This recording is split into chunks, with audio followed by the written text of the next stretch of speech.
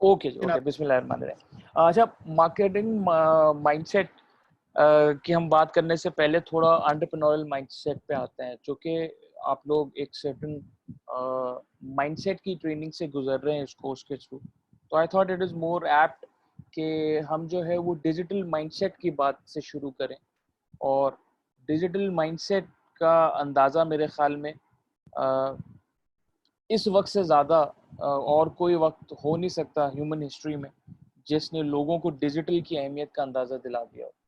और अनफॉर्चुनेटली इस तरह के जब भी कोई अनफोर्सीन मसाइल होते हैं, उसके बाद एक चेंज आता है सोसाइटी के अंदर, और उस चेंज के बाद जो है सोसाइटी चेंज हो जाती है।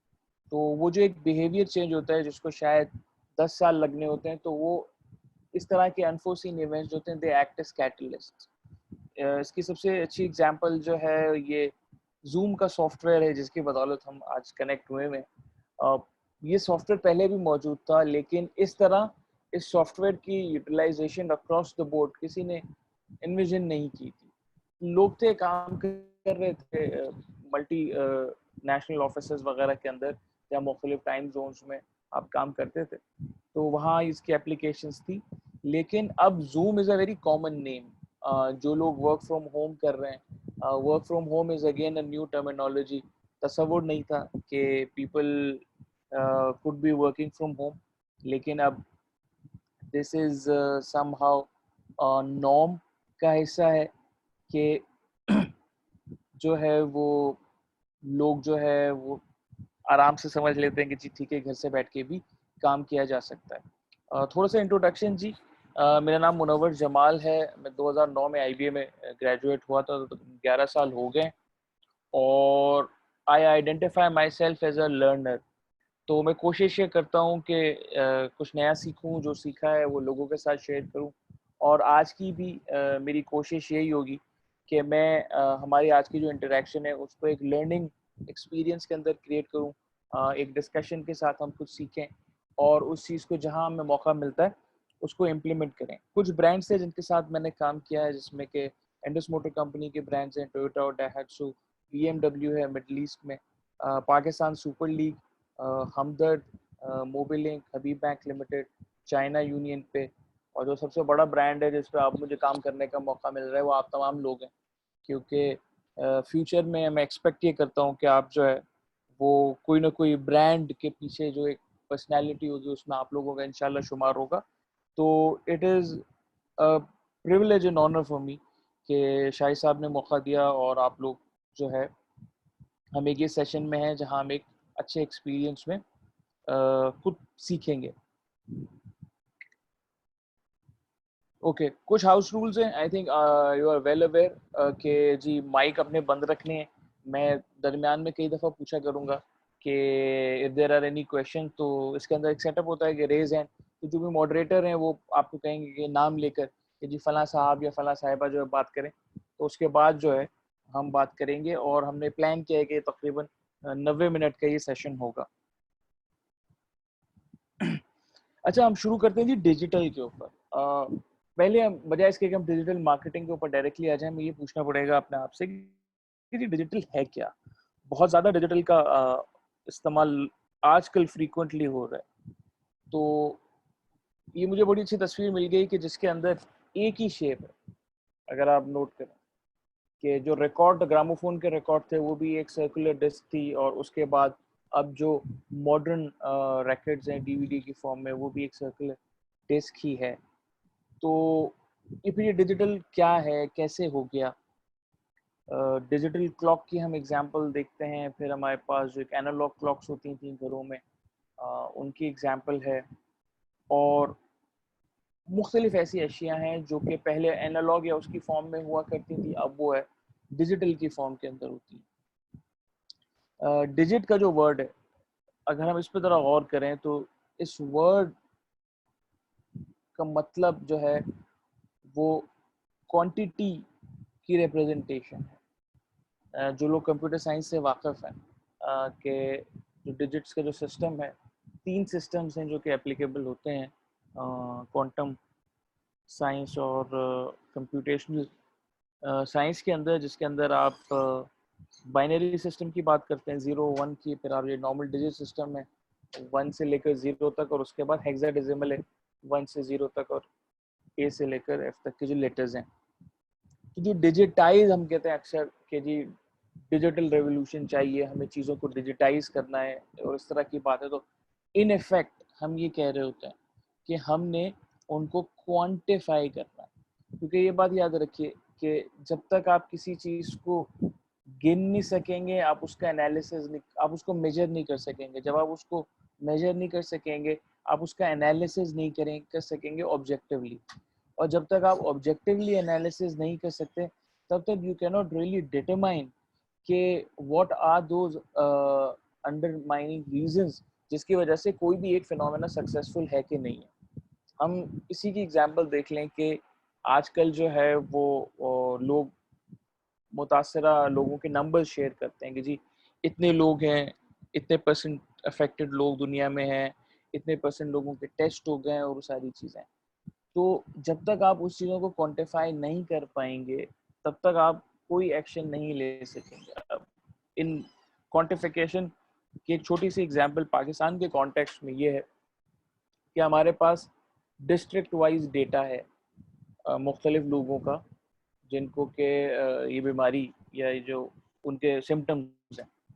अब उन डिस्ट्रिक्ट वाइज डेटा को अगर मैं इस तरह एवेलुएट करूं कि मैं आइडेंटिफाई करूं कि जी पाकिस्तान के जितने भी डिस्ट्रिक्ट हैं उसमें से कुछ 10-12 डिस्ट्रिक्ट ऐसे हैं जिसके अंदर ये मरीज ज़्यादा हैं, बाकी डिस्ट्रिक्ट ऐसे हैं जिसके अंदर ये मरीज नहीं है ज़्यादा।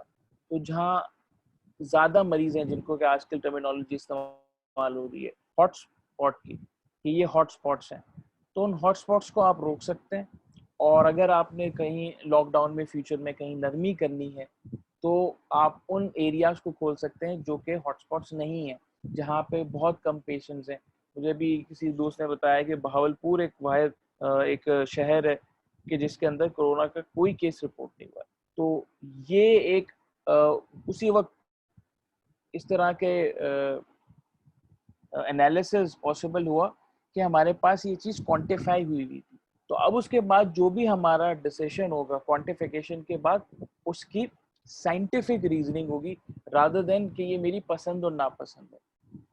डिजिटल का यही फायदा है हमारी सोसाइटीज के अंदर, चाहे वो मार्केटिंग हो, चाहे वो एचआर प्रोसेसेस की कन्वर्जन हो, अकाउंटिंग प्रोसेसेस की कन्वर्जन हो, digital transformation as an organisation हो।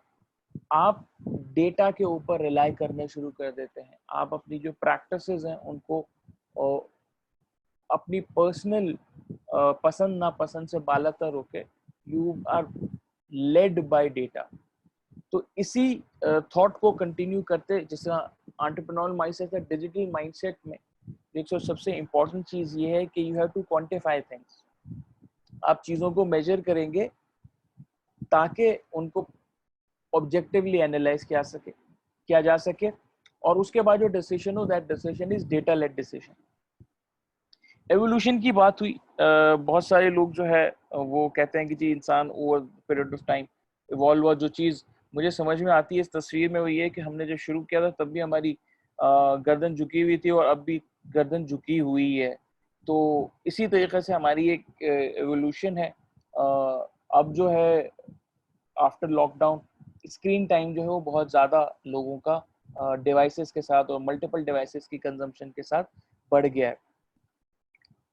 हम देखते हैं marketing over the period of time के मार्केटिंग भी जिस तरह हम इवॉल्व हुए हैं, मार्केटिंग भी इवॉल्व हुई। मार्केटिंग 1.0 का ज़माना था जिसमें हम प्रोडक्ट की बात किया करते थे कि we have a product and everything used to revolve around that product. This was the golden era for product managers. आप product centric होके अपनी communication बनाते थे with that assumption कि आवाम बहुत ज़्यादा है, कस्टमर बहुत ज़्यादा है, you have to come up with a good quality product. जब बहुत ज़्यादा कंपटीशन बढ़ा तो फिर कंज्यूमर सेंट्रिक कम्युनिकेशन और कंज्यूमर सेंट्रिक मार्केटिंग की बात हुई, जहां आप कंज्यूमर नीड्स को एक्सप्लोर आपने करना शुरू किया। जब कंपटीशन और ज़्यादा बढ़ना शुरू हुआ, कम्युनिकेशन के मीडियम्स इजीली एक्सेसिबल होने लगे, कम्युनिकेशन पर कैपिटा सस्ती होने लगी, So then you came up with the marketing era which was 3.0.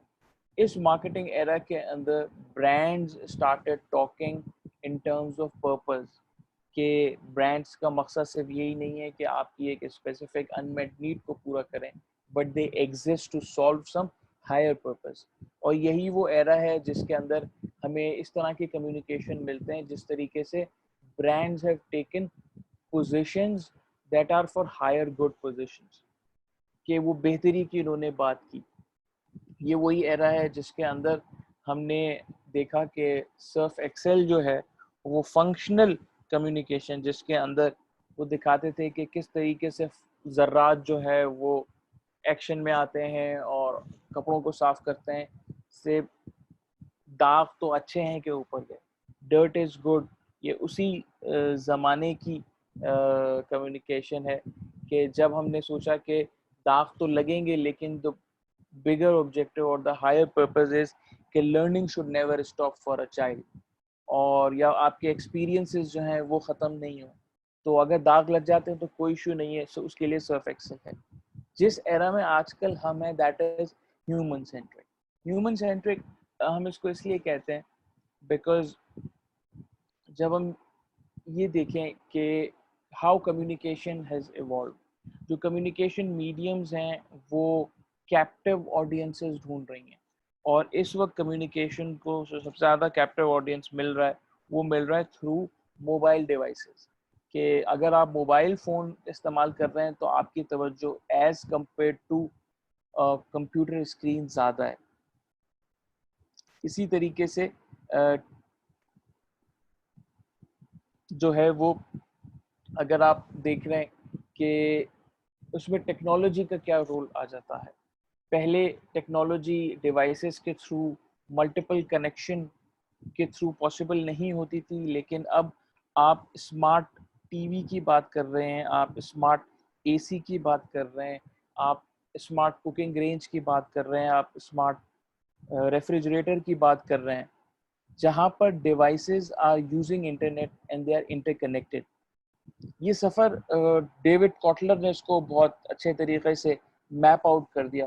तो जो फोर्सेस हैं, अगर हम देखें कि what were the underlying forces जिन्होंने कि ये मेजर रोल प्ले किया, तो मार्केटिंग 1.0 में it was an industrial revolution post world war. कि वर्ल्ड वॉर के बाद दुनिया, when the world was tired with fighting with each other, तो they came up with the industrial revolution. तो उस इंडस्ट्रियल रेवोल्यूशन में the good products outsmarted their competition.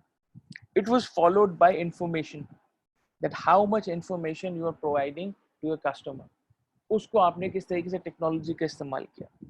Marketing 3.0 में इस न्यू वेव ऑफ टेक्नोलॉजीज आई जिसके अंदर न सिर्फ आपने अपने प्रोडक्ट फीचर्स को बेहतर किया, but communication modes and medium जो है वो बेहतर हो गए. और मार्केटिंग 4.0 जो है ये है डिजिटल इकोनॉमी, जहाँ आपकी इकोनॉमी जो है वो फ़ोन से शुरू होती है, आपका कंज्यूमर एक्सपीरियंस जो है वो फ़ोन से शुरू होता है, आपकी पोस्ट परचेज सेटिस्फैक्शन या कम्युनिकेशन टू द वर्ल्ड या तो फ्रॉम द सेम कंपनी जिससे कि आपने वो चीज़ें खरीदी हैं वो भी फ़ोन से होता है.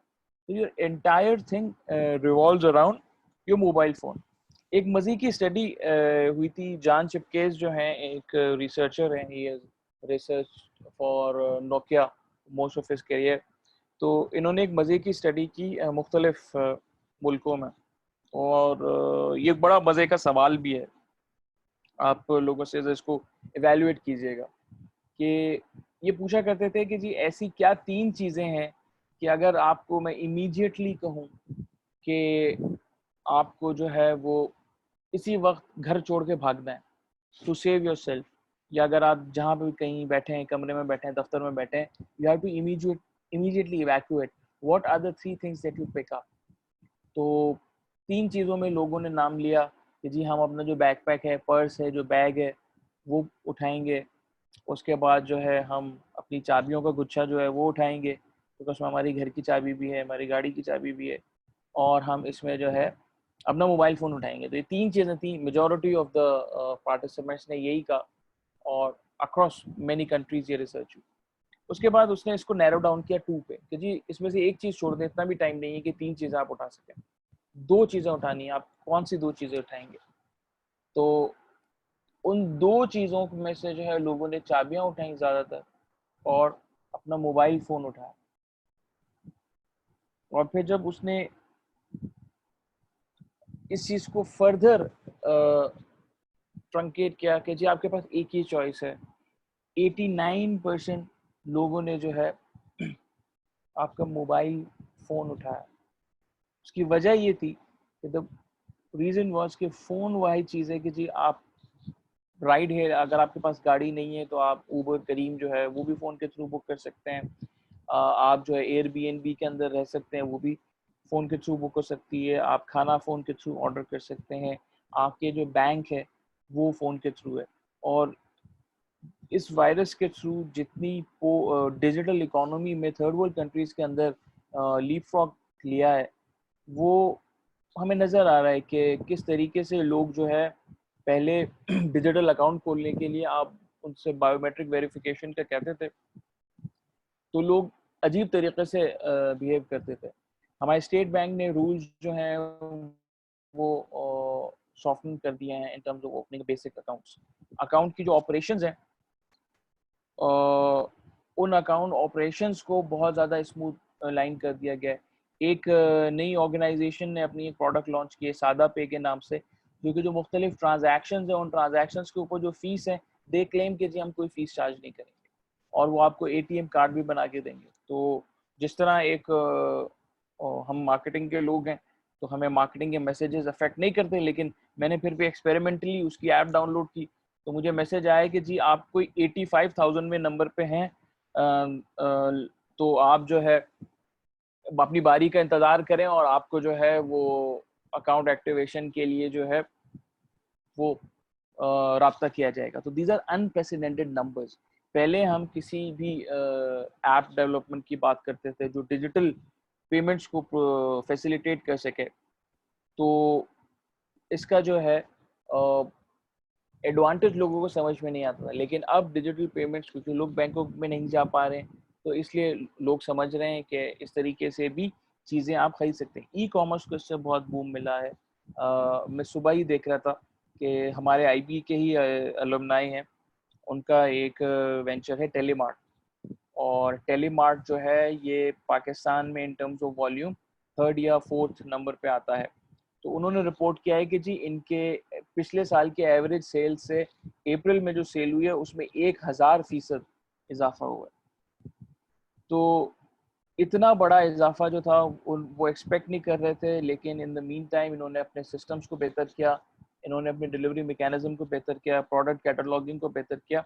तो वो एक्सपेक्ट ये कर रहे हैं, उन्होंने कहा कि जी अप्रैल के महीने में 70% कस्टमर्स हमारे जो टेलीमार्ट की वेबसाइट के ऊपर या ऐप के ऊपर वो आए जो पहली दफ़ा आए थे। तो इसका मतलब जो ई कॉमर्स अगर उनके एनवायरनमेंट को देखा जाए तो 70% of the customers were new customers.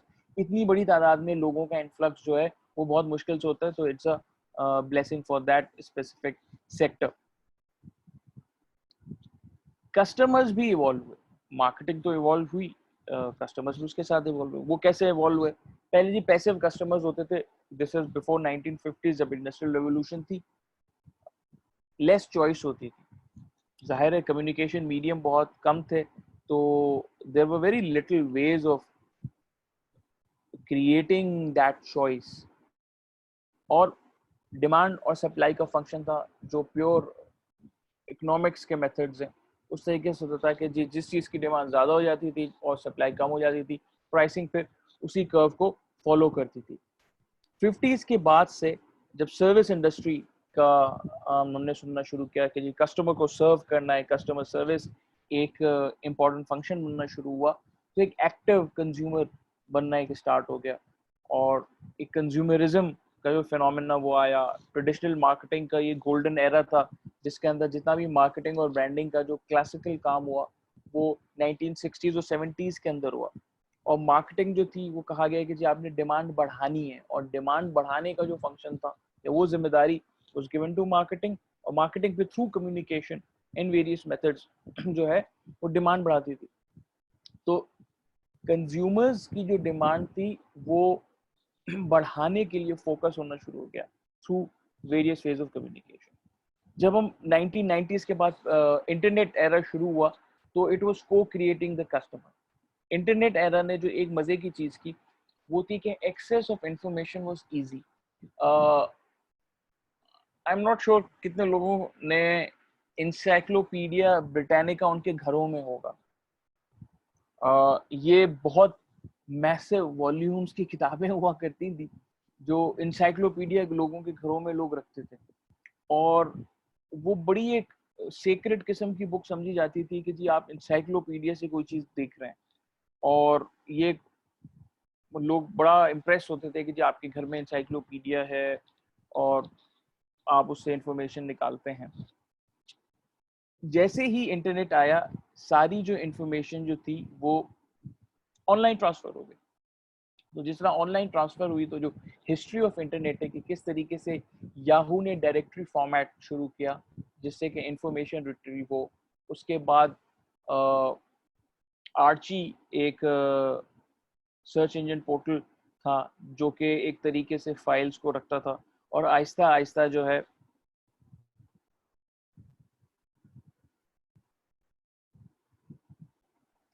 वो ग्रो होते गए।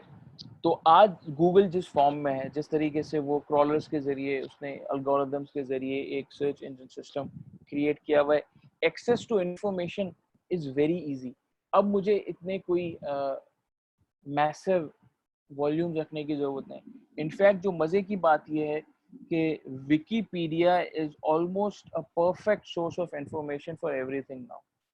जबकि ये बात भी एक फैक्ट है कि विकीपीडिया की जो सोर्सेज हैं क्राउड सोर्स। तो अगर किसी ने कोई मिस इन्फॉर्मेशन भी फैलानी है तो आप एक विकीपीडिया के ऊपर किसी गलत इन्फॉर्मेशन का भी पेज बनाएं, और अगर कुछ लोग शुरू में डिसाइड करें कि नहीं जी हमने गलत इन्फॉर्मेशन देनी है, तो unless and until it is identified by someone and reported, वो गलत इन्फॉर्मेशन भी मौजूद रहेगी एंड नोबडी इज चेकिंग। तो हुआ ये कि चूंकि इंफॉर्मेशन बहुत ज़्यादा एक्सेस आसान हो गया, उसकी उसी तरह पैरेलल में इंफॉर्मेशन क्रिएट भी बहुत तेज़ी से होने लगी। तो जो वैलिड या रिसर्च थी वो रिसर्च बहुत ज़्यादा इफेक्ट हुई। एक new breed of researchers create हुई जो कि डेस्कटॉप रिसर्च थे। क्या आपने मोबाइल फ़ोन से या डेस्कटॉप के साथ 15-20 मिनट किसी टॉपिक के ऊपर रिसर्च की और आपके पास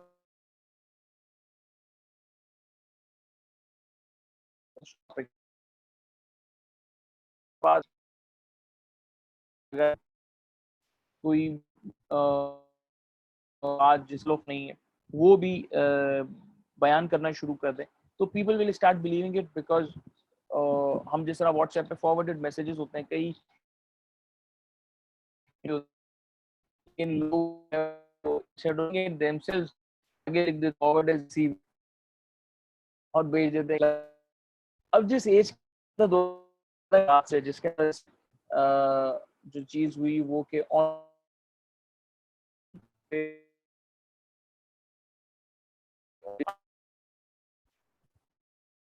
पेमेंट गेटवेज की अगर बात करें तो I am sure you have gone through that news के चाइना ने अपनी ऑफिशियल करेंसी जो है उसका एक डिजिटल वर्जन भी जो है ई आरएमबी जो है वो क्रिएट कर दिया है। और उनकी उम्मीद ये है कि वो किस तरीके से जो आगे 2022 में जो ओलंपिक्स होंगे तो उस पे वो ट्रायल करेंगे कि वो 2-3 शहर स्पेसिफिकली जो 2022 ओलंपिक्स के अंदर इन्वॉल्व होंगे, उन शहरों में उन्होंने अभी से वहाँ के शहरियों के लिए तरजीही बुनियाद पे वो चीज़ शुरू कर दी है एंड दे आर एक्सपेरिमेंटिंग। क्योंकि ओलंपिक्स में पूरी दुनिया के लोग आते हैं, और जब पूरी दुनिया के लोग आते हैं तो ऑल्टरनेट करेंसी इस्तेमाल करने का उनका एक अच्छा एक्सपीरियंस होता है। अगर आप लोगों को मैं किसी एक को अंदाज़ा हो, टुमारो लैंड या इस तरह के जो फेस्टिवल्स होते हैं तो उनकी अपनी एक करेंसी होती है जो कि वहाँ यूज़ होती है। अच्छा, can you guys hear me? क्योंकि कुछ लोगों ने जो है वो कमेंट किया है कि my voice is breaking. Okay, ठीक है। तो को क्रिएटिंग कस्टमर के बाद एक इन्वॉल्व एडवोकेट आया। अब जो कस्टमर आया वो कस्टमर या तो आपका दोस्त है या वो कस्टमर आपका दुश्मन है। आप देखें सोशल मीडिया के ऊपर आजकल जो है ब्रांड्स की जो दुर्गंध बन रही है वो सबके सामने। एक तो एक लोग फारग है, नंबर एक। नंबर दो, लोगों का घर में बैठ बैठ के वैसे भी सब्र का पैमाना जो है लबरेज हो गया है। और तीसरी चीज जो है ये है कि ऑप्शंस बहुत ज़्यादा हैं। तो अगर किसी भी एक प्रोडक्ट के साथ, अक्सर ऐसे ऑनलाइन स्टोर्स खुले हैं जो कि मुख्तलिफ चीज़ें जो है वो डिलीवर करते हैं आपके घरों में, दे आर नॉट डिलीवरिंग। आप देखें उनके रिव्यूज़ में लोगों ने बड़े लंबे लंबे नेगेटिव रिव्यूज़ लिखे हैं। पहले तो सिर्फ 1 स्टार हुआ करता था, लेकिन they have written very detailed account. Why? Because people think कि नाउ इट्स टाइम कि आइदर ब्रांड्स का एक्सपीरियंस अच्छा होगा तो वो उसी तरीके से अपने ब्रांड्स को सपोर्ट करेंगे, या फिर अगर एक्सपीरियंस बुरा हुआ तो फिर उन ब्रांड्स की खैर नहीं है। तो डिजिटल मार्केटिंग की जब हम बात करते हैं तो डिजिटल मार्केटिंग की one of the major component is the internet, and internet has literally changed everything. और उसका जो एक, just to give you the idea कि how much internet has changed, these are 2019 के नंबर्स हैं कि 2019 में ऑन एवरेज एक बंदा जो है कनेक्टेड रहा through it's devices on internet 6 hours and 42 minutes. अब 6 आवर्स एंड 42 मिनट्स तक मेरा एक्टिव इंटरनेट यूजेज नहीं है, बल्कि अगर मैं अपना डिवाइस जो है वो वाईफाई के ऊपर कनेक्ट रख के सो भी जाता हूँ तो भी वो एक्टिव इंटरनेट कनेक्शन के अंदर ही शुमार होगा। तो अब इमेजिन करें कि internet is the only way of communication. लोगों ने अपने घरों में अखबार मंगवाना बंद कर दिया, अखबार वैसे भी आना बंद हो गए। पब्लिकेशंस जो हैं ज़्यादातर सबकी सब जो है ट्रेडिशनल पब्लिकेशंस जो है वो डिजिटल पब्लिकेशंस बन चुकी हैं। तो इस केस के अंदर जो है इट इज़ इम्पेरेटिव कि आप जो है वो डिजिटल की तरफ फोकस करें, बिकॉज कस्टमर जो है सारा उठ के वो डिजिटल की तरफ चला गया है। पाकिस्तान में डिजिटल के स्टैट्स जनवरी तक के स्टैट्स हैं मेरे पास, ये जो अपडेट हुए थे थ्रू वेरीफाइड सोर्सेस के 163 मिलियन मोबाइल सब्सक्रिप्शंस हैं आपके पास, जिसके अंदर 75 मिलियन एक्टिव इंटरनेट यूजर्स हैं, 59 मिलियन स्मार्टफोन यूजर्स हैं। अब जो स्मार्टफोन है, एक्टिव इंटरनेट यूजर्स और स्मार्टफोन यूजर्स के अंदर फ़र्क ये होता है कि जी आप कंप्यूटर फ़ोन के अलावा भी मीडियम से यूज़ कर सकते हैं इंटरनेट। जो मज़े की बात है पाकिस्तान के अंदर कि Pakistan is a third world country, और थर्ड वर्ल्ड कंट्री के अंदर ज़्यादातर लोगों ने जो है इंटरनेट जो है मोबाइल फ़ोन से चलाना सीखा है। तो the majority of those people are those जिन्होंने के कंप्यूटर और लैपटॉप और उससे इंटरनेट चलाना सीखा ही नहीं है। उनका इंटरनेट कम्युनिकेशन का जो गेटवे था वो पॉसिबल ही हुआ थ्रू अ स्मार्टफोन। आप एग्जांपल ले लें करीम की, कि किस तरीके से करीम ने पाकिस्तान में जो राइड हेलिंग का या जो टैक्सी बिजनेस आम जबान में जिसको कहते हैं, उसको इसने कम्प्लीटली चेंज कर दिया। ये जो ड्राइवर्स थे, इन सब ड्राइवर्स से अगर आप की इंटरेक्शन हो तो इन्होंने अपनी ज़िंदगी में स्मार्टफोन लिया ही इसलिए कि उनको करीम की ऐप चलानी थी। और करीम की ऐप चलाने के बाद ये चीज़ साबित हो गई कि अगर if there is a drive तो एक सर्टेन स्किल सेट या एजुकेशन होना ज़रूरी नहीं है। कोई भी बंदा जो है वो ऐप, अगर आपकी ऐप यूज़र फ्रेंडली है तो वो ऐप यूज़ कर सकता है और उसके बाद जो एक्टिविटीज़ हो सकती हैं कर सकता है। दराज is also working on the same model, तो वो किस तरीके से यूज़र फ्रेंडली होते हुए अपने ई कॉमर्स पोर्टल को मोबाइल फ़ोन फ्रेंडली कर सकें, जिसके लिए उन्होंने दराज की ऐप लॉन्च की, उसके ऊपर मैसिव कम्युनिकेशन बजट स्पेंड हुए, और अब वो दराज मॉल जो डी मॉल करके उन्होंने शुरू किया, और उसकी एक मेजर कैंपेन आप देखेंगे भी towards the end of Ramzan, जो ईद के ऊपर टारगेटेड होगी। पाकिस्तान में 3G और 4G कनेक्शन से जो एक इम्पॉर्टेंट फैक्टर ये था कि हम जो है as a nation, we are not a reading nation, we are a watching nation. हम इंटरनेट पे आर्टिकल उतना अगर 5 मिनट का होगा वो नहीं पढ़ेंगे एज कम्पेयर टू कि यूट्यूब की कोई 5 मिनट की वीडियो देख लें। तो एक जो मैसिव इन्फ्लक्स ये आया because of the bandwidth increase and because of improve technology 3G और 4G, व्यूइंग जो है वीडियो कंटेंट की बहुत ज़्यादा बढ़ गई। जब व्यूइंग वीडियो कंटेंट की बहुत ज्यादा बढ़ गई, तो आप देखें कि in parallel video content producers बहुत ज्यादा बढ़ गए। अभी जो वीलॉगर्स हैं, ये मुख्तलिफ बच्चे जो चीज़ें बना रहे हैं और जो यूट्यूब के ऊपर डाल रहे हैं, और चाहे वो इंटरनेट से पैसे कमाने के तरीके हों या वो जो है वो मुख्तलिफ इंटरटेनमेंट की वीडियोज़ हों, आप देखें कि वो किस तरीके से मैसिव इन्फ्लक्स आया है पिछले 4 से 5 सालों के अंदर। और अगर आप लोग अवेयर हैं टिकटॉक से, तो इंटीरियर सिंध, इंटीरियर पंजाब, आप किसी भी स्मार्टफोन वाले को देख रहे हैं, अगर वो कोई ऊट पटांग हरकतें खेत के पास कर रहा है, तो इस बात का 90% चांसेस है कि वो टिकटॉक बना रहा है। तो और अगर आप टिकटॉक पे वीडियोस देखें तो जिस तरह की वो फनी वीडियोस आ रहे हैं, बिल्कुल आम लोग हैं, आप जैसे मेरे जैसे लोग हैं, and they are acting funny. कोई लतीफ़ा सुना दिया, किसी की एक्टिंग कर ली, और मैसिव व्यूज हैं, millions and millions of views हैं। तो एक एक्टिविटी जो वीडियो कंटेंट क्रिएशन की तरफ हुई, वो उसका जो मेजर रीजन था कि हमारे पास इंटरनेट कनेक्शन जो थे वो बेहतर हो गए, बफरिंग से वीडियोस नहीं होनी थी, वीडियोस आसानी से चल पा रही थी, जिसकी वजह से जो है हम उस मीडियम की तरफ आए। सोशल मीडिया, जो ओवरऑल 18% ऑफ पाकिस्तानी पॉपुलेशन अपने आप को एक्टिव सोशल मीडिया यूजर कहती है, और एक्टिव सोशल मीडिया यूजर का मतलब ये होता है कि आप महीने में एक दफ़ा से ज़्यादा सोशल मीडिया को इस्तेमाल करें। ओवरऑल जो है वो जो 31% on active social media users में से मोबाइल फ़ोन के थ्रू इस्तेमाल करती है, और सोशल मीडिया प्लेटफॉर्म्स की जो ग्रोथ है वो 47% के हिसाब से ग्रो हो रही है सिंस 2016। मुख्तलिफ प्लेटफॉर्म्स हैं, उन प्लेटफॉर्म्स में जो यंगर जनरेशन को जो पॉपुलर प्लेटफॉर्म्स हैं, उनमें स्नैपचैट, टिकटॉक और पिंटरेस्ट है। पिंटरेस्ट में स्पेसिफिकली जो पिक्टोरियल रेफरेंसेस है, क्योंकि आपने देखा होगा कि अगर कोई बंदा जो इंस्टाग्राम के ऊपर पोस्ट लगा रहा है, तो वो इंस्पिरेशन जो है वो पिंटरेस्ट से लेता है, या वो पिंटरेस्ट के अंदर से चीज़ों को क्रॉप करके डाल देता है। तो Pinterest is a very popular medium. Facebook की बात करें तो फेसबुक पे 36 मिलियन लोग हैं, और पाकिस्तान में यूट्यूब पे फेसबुक से ज़्यादा लोग हैं।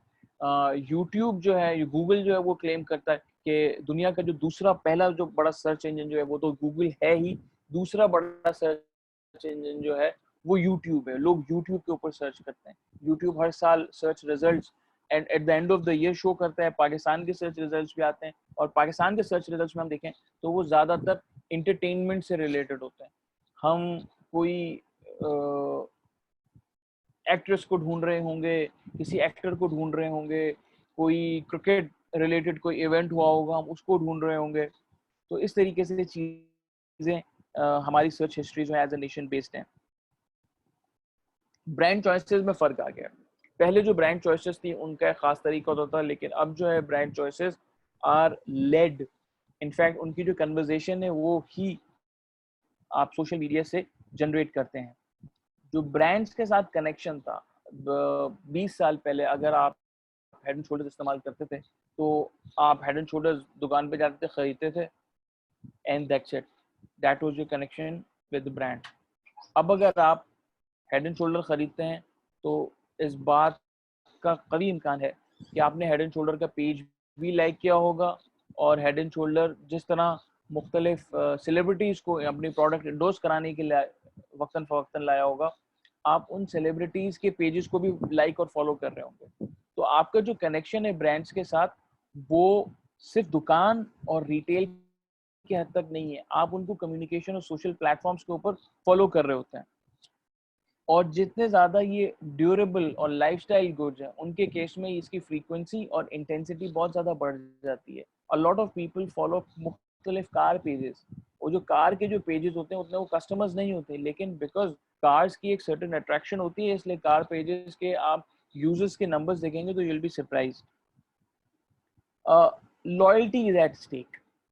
Brand loyalty has been a key area of research for a number of years.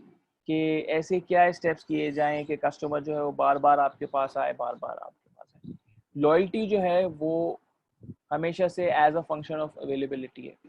अगर आपके पास वही प्रोडक्ट्स हैं और आपको एक प्रोडक्ट समझ में आती है, तो देयर आर हाई चांसेस और मैथमेटिकल प्रोबेबिलिटी भी है कि you will stay loyal with your product.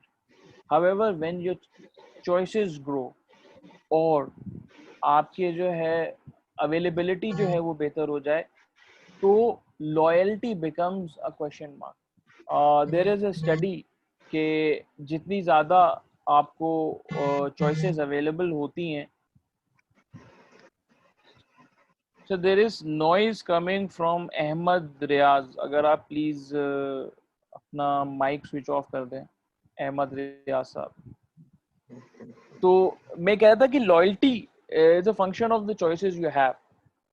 अगर आपके पास चॉइसेस बहुत ज़्यादा बढ़ जाती हैं, तो इट इज़ इम्पेरेटिव कि आप एज अ ब्रांड बहुत ज़्यादा फोकस करेंगे, आपके ऊपर प्रेशर बहुत ज़्यादा आ जाएगा to make sure that people stay loyal with your brand. If we take example of shampoos, तो शैम्पूज की जो चॉइसेस अवेलेबल आजकल है लोगों को, तो इसी वजह से आप देखें कि shampoos keep coming up with their tactics. अब जैसे हेड एंड शोल्डर्स की एग्जांपल है कि हेड एंड शोल्डर्स ने हमेशा एक फेयर ऑफ रिजेक्शन के ऊपर अपने आप को बेस किया है, कि एक ऐसा फेयर कि आपके कंधे पे अगर डैंड्रफ होगी तो लोग आपसे भाग जाएंगे।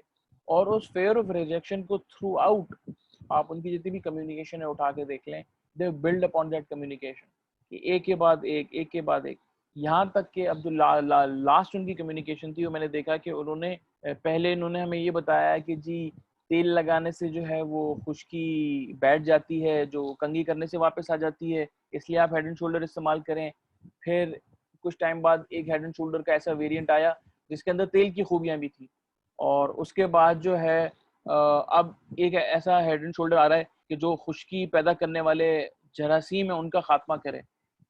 अब इस बात में सच्चाई है या नहीं है ये मुझे नहीं पता, लेकिन ये जो फेयर मार्केटिंग है, ये जो प्रोपोजिशन है कि फेयर ऑफ रिजेक्शन, इसके ऊपर बेस करके they have maintained a certain loyalty of their customers. Otherwise customers के पास ऑप्शन बहुत है। एक स्टडी है, स्टडी ये कहती है कि जितनी ज़्यादा आपके पास कंज्यूमर चॉइसेस होंगी उतनी ज़्यादा आपको खुशी महसूस होगी।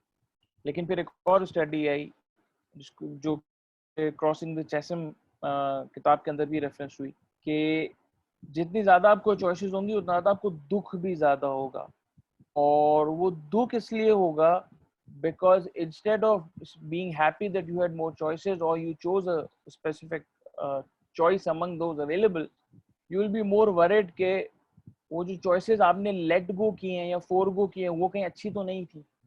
तो वो जो एक परेशानी है उसकी वजह से जो करंट प्रोडक्ट है उसका मजा जो है वो आप उसी तरह एंजॉय नहीं कर पाएंगे। तो उसको लेके एक आइसक्रीम ब्रांड है बास्किन रॉबिन्स, उन्होंने ये किया कि they have made a standard कि at a given point in time उनकी दुकान में 31 फ्लेवर से ज़्यादा नहीं होंगे। They have came up with this formula कि 31 से ज़्यादा फ्लेवर से रखने का कोई फ़ायदा नहीं है, और that is the optimum number of choices that you can give to your customer in an ice cream shop. तो बास्किन रॉबिन्स का अगर आप लोगो देखें तो जो बी आर है उसके अंदर 31 भी आपको नजर आएगा, और world over that's the standard. 31 flavours आपको मिलेंगे, 32nd फ्लेवर नहीं होगा। So this is how people have worked on various ways to create loyalty for their customers. Now coming to the classic brand funnel, जो पुरानी thinking थी जिस तरह customers used to act in a 2.0 and a 3.0 era is कि you used to have many brands, उन brands के अंदर आप short listing करते थे कि मेरे पास 10 brands हैं, उन 10 brands के अंदर मैं short listing करूंगा मुख्तलिफ फीचर्स की बुनियाद पे। उसके बाद आप फ्यूअर ब्रांड से एक फाइनल चॉइस की तरफ आते थे, और फाइनल चॉइस के बाद आप एक चीज खरीद लेते थे। अब आपको जब दोबारा वो चीज खरीदनी होती थी, you go through that same process.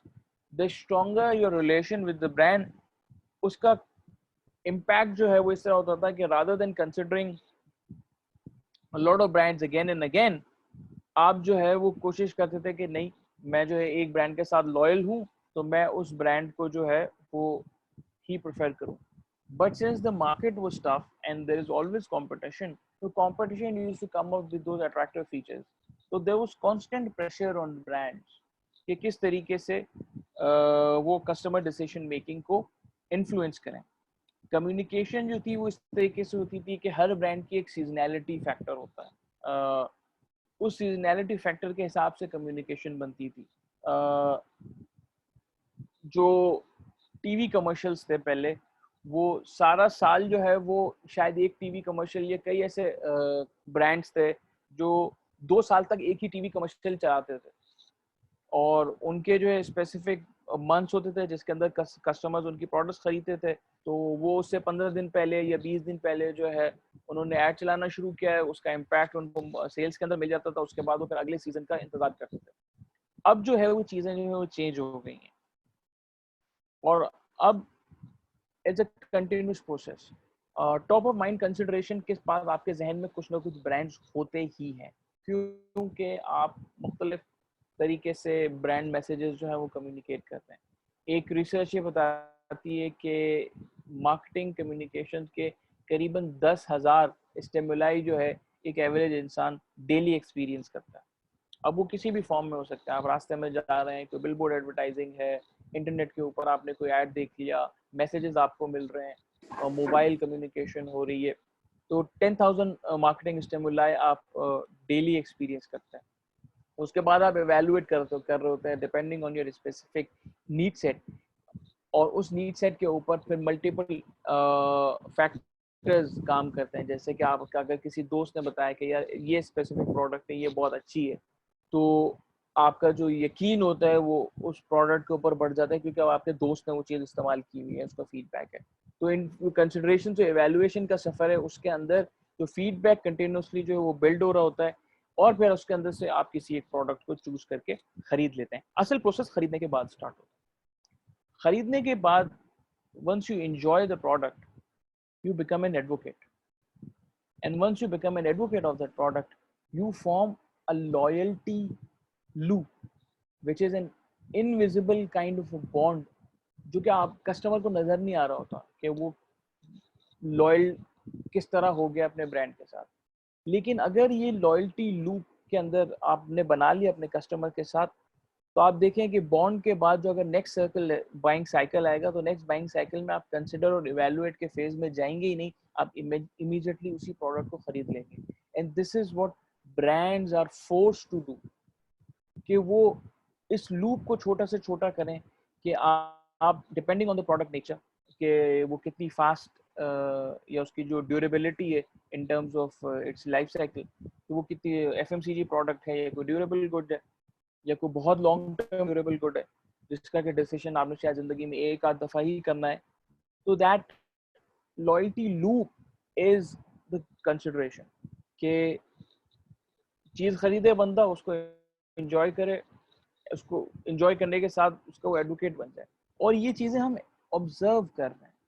आप इस चीज को थोड़ी देर के लिए ऑब्जर्व कीजिए कि ये जो सोशल मीडिया पे रिव्यू पेजेस हैं, there many review pages, short guide करके there are lot of pages. उन पेजेस के ऊपर किसी एक स्पेसिफिक ब्रांड या किसी एक स्पेसिफिक जगह के बारे में किसी ने नेगेटिव कमेंट किया, तो it is a common observation कि you will see a lot of people jumping in to defend those brand, कि नहीं जी ये तो ऐसा हो ही नहीं सकता, ये तो बहुत अच्छा ब्रांड है और मैं तो इतने साल से इस्तेमाल कर रहा हूँ वो।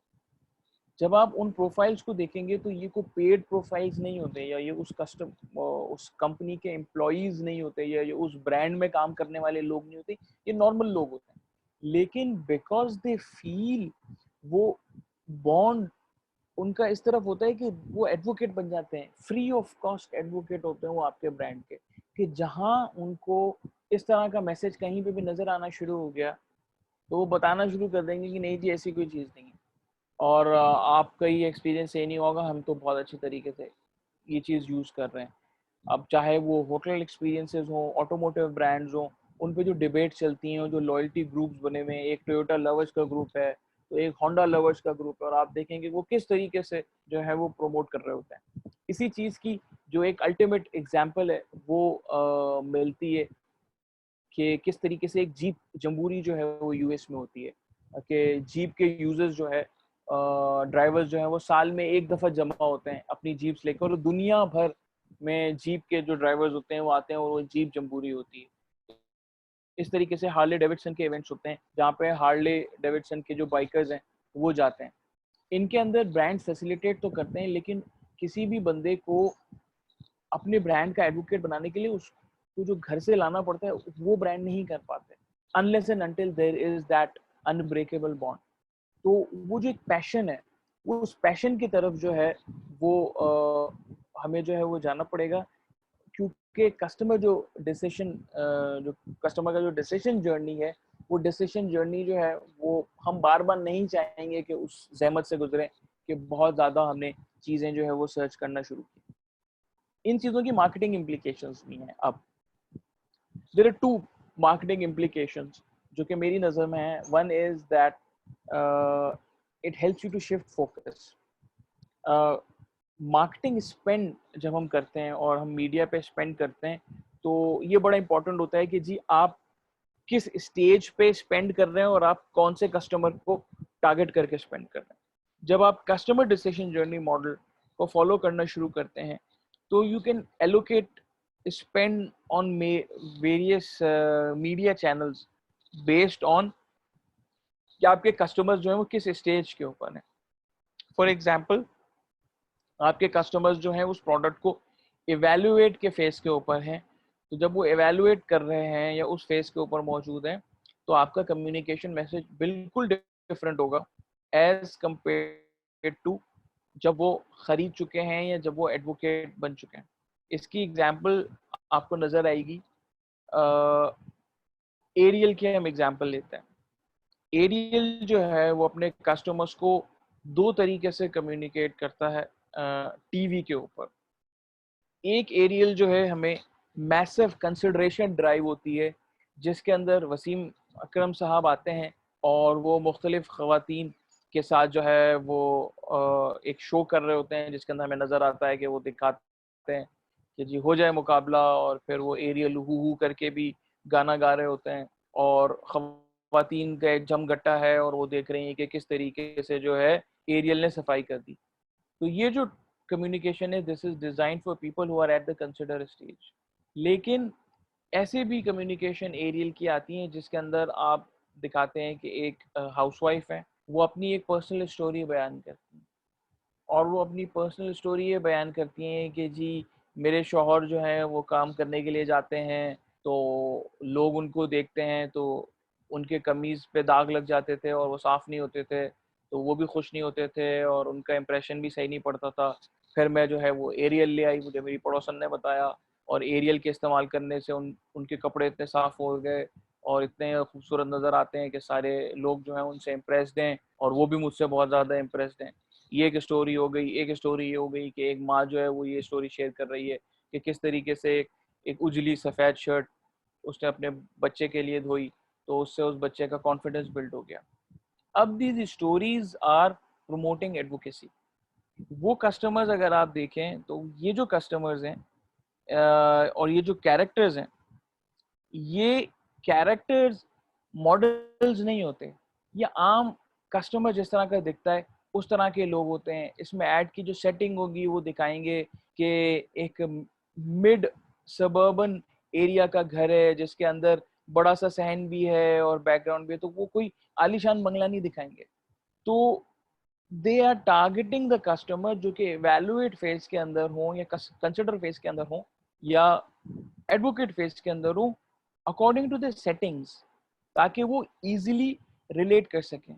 ये बिल्कुल इसी तरीके से है कि अगर एक बहुत बड़ा सुपर मॉडल जो है वो एक बहुत ही सस्ता फोन एंडोर्स करने के लिए आ जाए, तो सबसे पहला जो सवाल है जो कि उस ऐड को देखने के बाद हम ऐड रिएक्शन में ऑब्जर्व करते थे, वो ये आता था कि जो देखने वाला तो कहता है सवाल ही पैदा नहीं होता, ये तो आईफोन इस्तेमाल करता होगा, ये क्यों मोबाइल इस्तेमाल कर ही नहीं सकता। तो ये अगर आपका कस्टमर सोचना शुरू कर दे, तो न सिर्फ उस ब्रांड की ट्रस्टवर्दीनेस कम हो जाती है, बल्कि उस सेलिब्रिटी की ट्रस्टवर्दीनेस भी कम हो जाती है। इसलिए एडवाइस ये किया जाता है कि आप जो है वो सेलिब्रिटीज को एक ख़ास लेवल तक इस्तेमाल करें। अब पाकिस्तान में इस वक्त जो है वो वसीम अकरम जो है वो बहुत ज़्यादा ओवर यूज सेलिब्रिटी हो गए हैं अनफॉर्चुनेटली। वो मुख्तलिफ यूट्यूब वीडियोस में भी आ जाएंगे, एरियल के अंदर आ गए, क्रिकेट के अंदर वो नज़र आएंगे। तो आप देखेंगे उनके जो पहले वसीम अकरम के किसी एक स्पेसिफिक मैसेज की जो वर्थ थी, अब वो आहिस्ता आहिस्ता कम होती जा रही है। पहले उन्होंने एक डायबिटिक कंपनी है उसकी एक प्रोडक्ट को एंडोर्स किया था, तो उस प्रोडक्ट ने अपनी जो मेन ग्रोथ है वो एट्रीब्यूट थी टुवर्ड्स कि जी वसीम अकरम जो कि बहुत अपने प्लेइंग कैरियर से ही डायबिटिक हो गए थे और वो उस प्रोडक्ट को यूज कर रहे थे। लेकिन जैसे जैसे वसीम भाई ने ब्रांड्स बनाना शुरू किए, उनकी ट्रस्टवर्दीनेस कम होना शुरू हो गई। तो ये भी एक फैक्टर होता है जो मार्केटर्स जो है वो देख रहे होते हैं कि आप किन लोगों को इस्तेमाल कर रहे होते हैं। खैर, coming back to the topic, the second most implication is कि you have to change the mix. हमारे पास एक मीडिया एनालिसिस होता है, उसको हम पोएम एनालिसिस कहते हैं कि जी पेड कितना मीडिया है, ओन्ड कितना मीडिया है और अर्नड कितना मीडिया है। थोड़ा सा इसको एक्सप्लेन कर देते हैं। पेड मीडिया वो होता है जिसके लिए आप पैसे देते हैं, जैसे कि अखबार में इश्तिहार हो गया, टीवी में इश्तिहार हो गया। ओन्ड मीडिया वो होता है जो कि आपके अपने एसेट के ऊपर होता है, जैसे कि आपका फेसबुक पेज, जैसे कि आपकी वेबसाइट, जैसे कि आपकी एप्लीकेशन मोबाइल की जो आपने बनाई है। तो चूंकि वो एसेट्स आपके अपने हैं, तो इसलिए these are your owned asset. और अर्न मीडिया ये होता है कि आपने कोई मार्केटिंग कम्युनिकेशन की, कोई एक्टिविटी की, या कोई ऐसा काम किया जिसकी आपको फ्री पब्लिसिटी मिल गई मीडिया के ऊपर। और कई ऐसी कम्युनिकेशन है जिसके अंदर आप देखते हैं कि वो ये शो करते हैं कि जी हमने इतनी पेड एडवर्टाइजिंग की, लेकिन जो है वो इतनी हमें अर्नड मीडिया माइलेज भी मिली। फॉर एग्जाम्पल, आजकल ये एड चल रहा है टीवी पे सर्फ एक्सेल का, जिसके अंदर वो बच्चा दिखा रहे हैं कि किस तरीके से अपने खाना पैक कर रहा है। और पहले चूंकि वो खाना दिया करता था पिछले साल कि वो मार्केटों में गया था और लोगों की उसने मदद की थी, तो अब वो नहीं कर सकता, तो उसने जो है वो सारी चीज पैक करके जो नीचे चौकीदार था उसको वो टोकरी के जरिए दे दिया। और वो इन्होंने जो मैसेज दिया, जो एरियल जो सॉरी सर्फ एक्सेल देता है हर साल कि जी रमज़ान में एक आप नेकी करते हैं, तो इस कम्युनिकेशन की तारीफ में बहुत सारे ब्लॉग्स ने, वेबसाइट ने आर्टिकल लिखने शुरू किए कि नहीं जी रमज़ान में लॉकडाउन में बड़ा मुश्किल था एक पॉजिटिव मैसेज क्रिएट करना, और इस ब्रांड ने बहुत अच्छी बात की है। तो ये जो तमाम माइलेज मिली है, उसकी जो भी मीडिया वैल्यू है, this is all earn media. इस तरीके से आपके पास चूंकि अब मेजरमेंट होना पॉसिबल है, तो you can quickly identify who is your working spend and who is your non working spend. कि आपको फौरन अंदाजा हो जाता है कि जी आपने ये मार्केटिंग एक्टिविटी की, उस मार्केटिंग एक्टिविटी से आपको क्या आरओआई हासिल हुआ, और एक मार्केटिंग एक्टिविटी की, उस मार्केटिंग एक्टिविटी के साथ आपके साथ क्या आरओआई हासिल हुआ। और फिर उस आरओआई के बेसिस के ऊपर यू कैन आइडेंटिफाई कि what is the working spend, के वो स्पेंड या वो पैसे आपने जो खर्च किए हैं जिससे कि आपको रिजल्ट मिल रहा है, वर्सेस नॉन वर्किंग स्पेंड, और नॉन वर्किंग स्पेंड को आप रिड्यूस कर दें। इसकी एग्जांपल ये है कि जो हम ट्रेडिशनली मीडिया मिक्स बनाया करते थे, उस मीडिया मिक्स में हम 60%, 60% जो है वो टीवी को दिया करते थे। उसके बाद हम 20% जो है वो प्रिंट और मैगजीन्स को दिया करते थे। 10% जो है हम आउट ऑफ होम एडवर्टाइजिंग को दिया करते थे। और 10% जो है वो हम पब्लिक रिलेशंस के लिए रखा करते थे। तो ये एक ट्रेडिशनल मिक्स था। जैसे जैसे डिजिटल आना शुरू हुआ, सबसे पहले डिजिटल ने प्रिंट का शेयर खाना शुरू कर दिया कि लोगों ने इमीडिएटली स्विच किया फ्रॉम प्रिंट टुवर्ड्स डिजिटल। तो डिजिटल के स्पेंड्स बढ़ते गए, प्रिंट के स्पेंड्स कम होते गए। सबसे पहले मैगजीन्स, डाइजेस्ट वो हिट हुए, उसके बाद अखबारात की एडवर्टाइजिंग हिट हुई। अब वो मिनिमम लेवल के ऊपर चली गई, तो फिर वो आउट ऑफ होम एडवर्टाइजिंग को उन्होंने हिट करना शुरू किया, और टीवी शेयर जो है उन्होंने हिट करना शुरू किया। तो ये मिक्स जो है ये चेंज ही इसीलिए होता है कि आपको अंदाजा होना शुरू हो जाता है ईयर ऑन ईयर कि कौन सा स्पेंड जो है वो वर्किंग स्पेंड है और कौन सा स्पेंड जो है वो काम नहीं कर रहा। जब आप customer decision journey model apply करेंगे, तो देर आर 3 इंपॉर्टेंट एस्पेक्ट्स जो कि आपको in terms of customer behaviour जो है वो देखने पड़ेंगे। Number 1 is what they do, वो कर क्या रहे हैं, उनका सर्च बिहेवियर क्या है, उनके प्रेफरेंसेस क्या हैं, और उनका पोस्ट परचेज फीडबैक या रिलेशन विद द ब्रांड क्या है। डिजिटल मीडिया के आने के बाद ये चीज़ मेजर करना बहुत आसान हो गई है। आपके फ़ोन के अंदर एप्लीकेशन डेटा शेयर हो रहा होता है। आप जो वेबसाइट्स ब्राउज़ करते हैं, उनका डेटा कुकीज़ की सूरत में स्टोर होता है और वो डेटा रिपोर्ट बैक होता है, जिससे कि ये पता चलता है कि आप क्या चीज़ सर्च कर रहे हैं, आप क्या चीज़ प्रेफ़र करते हैं, कौन-सा साल का महीना है जिसके अंदर सर्टेन प्रोडक्ट्स जो है वो आप खरीदते हैं, कौन से महीनों में आपकी ग्रोसरी बाइंग साइकिल ज़्यादा हो जाती है, कौन से ग्रोसरी महीनों में आपकी बाइंग साइकिल जो है वो कम हो जाती है। और पोस्ट परचेज़ जो है, क्या आप फीडबैक शेयर करते हैं या आप फीडबैक शेयर नहीं करते। ये आइडेंटिफिकेशन ऑफ बिहेवियर इतनी ज़्यादा डिजिटल आने के बाद, डिस्पाइट प्राइवेसी इश्यूज़, इसके बारे में हमारा जो भी ओपिनियन हो, ये इतनी डेंजरस हो चुकी है कि हमारे जो मोबाइल फ़ोन के जो माइक्रोफ़ोन्स हैं, वो भी इस्तेमाल होने लगे हैं in giving us advertising preferences. एक छोटा सा एक्सपेरिमेंट कर लीजिएगा कि आप अपने मोबाइल फ़ोन को अपने पास रख के आपस में फैमिली में कोई डिस्कशन कीजिएगा on a specific product, let's say cars, और ये चीज़ कंसिस्टेंटली आप अपने फ़ोन को दरमियान में रख के 3-4 दिन तक कीजिएगा। आप ये ऑब्ज़र्व करेंगे कि कार से रिलेटेड जो एडवर्टाइजमेंट्स हैं, वो आपको मुख्तलिफ वेबसाइट्स और गूगल के प्लेटफॉर्म्स के ऊपर पहले सर्च होना शुरू हो जाएंगी, क्योंकि आपकी जो वॉइस डेटा है, उससे मोबाइल फ़ोन ये अंदाज़ा लगाएगा कि perhaps you are willing to buy a car. और ये चीज़ उन्होंने पहले एस्टैब्लिश की इंग्लिश स्पीकिंग नेशंस के अंदर। Now they are working on Hindi and Indian speaking nations और मैंडरिन स्पीकिंग नेशंस के ऊपर और अरबिक। ये 4 ज़बानें जो है इंग्लिश के बाद जो है वो बहुत ज़्यादा फोकस में है, जिसके अंदर कस्टमर्स जो हैं उन्होंने टारगेट करना है। हम वो वीडियो तो देख चुके होंगे, I am sure my participant, जिसके अंदर सुंदर पिचाई ने डेमो किया था कि किस तरीके से जो है वो गूगल वॉइस बेस्ड जो है वो सर्चेज हो रही हैं और किस तरीके से वॉइस बेस्ड आर्टिफिशियल इंटेलिजेंस को यूज करते हुए जो बॉट्स हैं वो बॉट्स कम्युनिकेट कर रहे हैं, और वो किस तरीके से एक बॉट ने जो है वो आपके लिए बार्बर की अपॉइंटमेंट बुक कर ली और उसने कम्युनिकेट किया एक इंसान के साथ। तो ये this is the epitome of the digital mindset कि सारी चीजें जो है वो ऑटोमेटिक हो रही हैं and it is all seamless, उसके लिए आपको एफर्ट नहीं करना पड़ रहा। सेकेंड चीज इज व्हाट डू दे सी। वो जब रिटेल की स्पेस में है, ई कॉमर्स की स्पेस में, उनको नजर क्या आ रहा है। रिटेल की स्पेस में हम रिटेल पे जब सेल्स की ट्रेनिंग क्या करते थे तो लोगों को, अपने सेल्स ट्रेनर्स को बताते थे कि there is something called an eye level, कि कस्टमर जो है जब आपकी दुकान में आता है तो आई लेवल के ऊपर जो चीज़ रखी हुई होगी, अगर आपकी प्रोडक्ट उस जोन में है तो इट इज़ मोर लाइकली कि कस्टमर आपसे वही प्रोडक्ट मांगे। अदरवाइज आपकी प्रोडक्ट कितनी भी अच्छी हो, आप कितना भी एडवर्टाइजिंग स्पेंड करें, तो इसलिए हम विजिबिलिटी के ऊपर बहुत ज़्यादा फोकस किया करते थे दुकान के ऊपर। Same goes in the case of e commerce.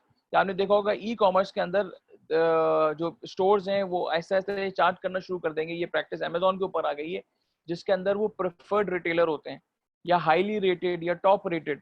तो वो जो टॉप रेटिंग है उसका एक फैक्टर तो लाजमी ये होता है कि आपने अपने कस्टमर्स को हिस्टोरिकली अच्छे प्रोडक्ट्स दिए, लेकिन इसका एक फैक्टर ये भी होता है कि टॉप रेटिंग खरीदी भी जा सकती है। तो वो भी एक रेवेन्यू स्ट्रीम होता है जो ये ई कॉमर्स वेबसाइट्स क्रिएट करती हैं अपने मार्केट प्लेसेस के ऊपर, जहाँ टॉप रेटिंग के लिए you have to buy a certain subscription, के perhaps you buy a premium subscription जिसके इतने XYZ डॉलर्स होंगे जो कि आपको इतने टॉप रेटेड स्लॉट्स देगी। सिमिलरली जो थर्ड चीज है वो ये है कि व्हाट दे से, इसके ऊपर काम पाकिस्तान में बहुत कम हुआ है कि किसी भी ब्रांड के अराउंड चैटर क्या चल रही है। Social listening is a phenomena जिसके अंदर आप मुख्तलिफ सॉफ्टवेयर की मदद से, मुख्तलिफ मॉनिटरिंग मेथडोलॉजी से ये इवेलुएट करते हैं कि सोशल मीडिया में चल के आ रहा है आपके ब्रांड के बारे में। फॉर एग्जाम्पल, कोई एक ब्रांड है, इस ब्रांड को लोग बैश कर रहे हैं, या हम कोई एक टॉपिक पकड़ लेते हैं, तो आप फौरन देखें कि अगर उस टॉपिक से रिलेटेड एक्टिवली लोग काम कर रहे हैं तो उसके एक ऑपोजिट ट्रेंड शुरू हो जाता है। इसकी प्रैक्टिकल एग्जांपल जो है वो ये है कि आप ट्विटर को एनालिसिस देखें। ट्विटर पे हैशटैग की ट्रेंडिंग होती है। हैशटैग के साथ आपने जो भी लफ्ज लिख दिया, वो जितना ज्यादा लोग लिखना शुरू करेंगे तो वो ट्रेंड करना शुरू कर देगा। ट्विटर ट्रेंड में पाकिस्तान में अनफॉर्चुनेटली कोई काम की बात नहीं हुई होती, ज्यादातर पॉलिटिकल या इस तरह की कंट्रोवर्शियल टॉपिक्स के ऊपर ही बात हो रही होती है। लेकिन आप थोड़ी देर के लिए सोचें कि अभी कुछ दिनों पहले मोहम्मद बिन कासिम और राजा दाहिर की डिबेट चली ट्विटर के ऊपर। तो ये दोनों ट्रेंड नजर आना शुरू हो गए कि जी राजा दाहिर हीरो है सिंध का वो भी, और मोहम्मद बिन कासिम जो है वो भी हीरो है। तो वो दोनों नजर आ रहे थे।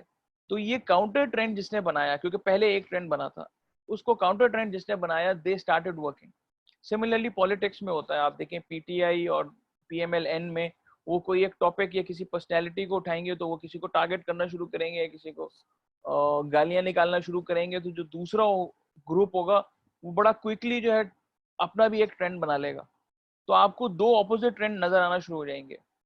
तो इसका मतलब ये है कि दोनों साइड के ऊपर जो है वो people are actively involve in social listening के क्या रियल टाइम कन्वर्सेशन चल रही हैं।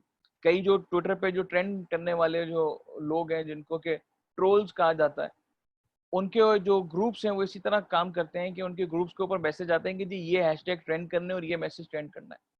और आप देखें किस तरीके से बहुत क्विकली जो है वो एक फला हैशटैग जो है वो ट्रेंड करना शुरू कर देता था।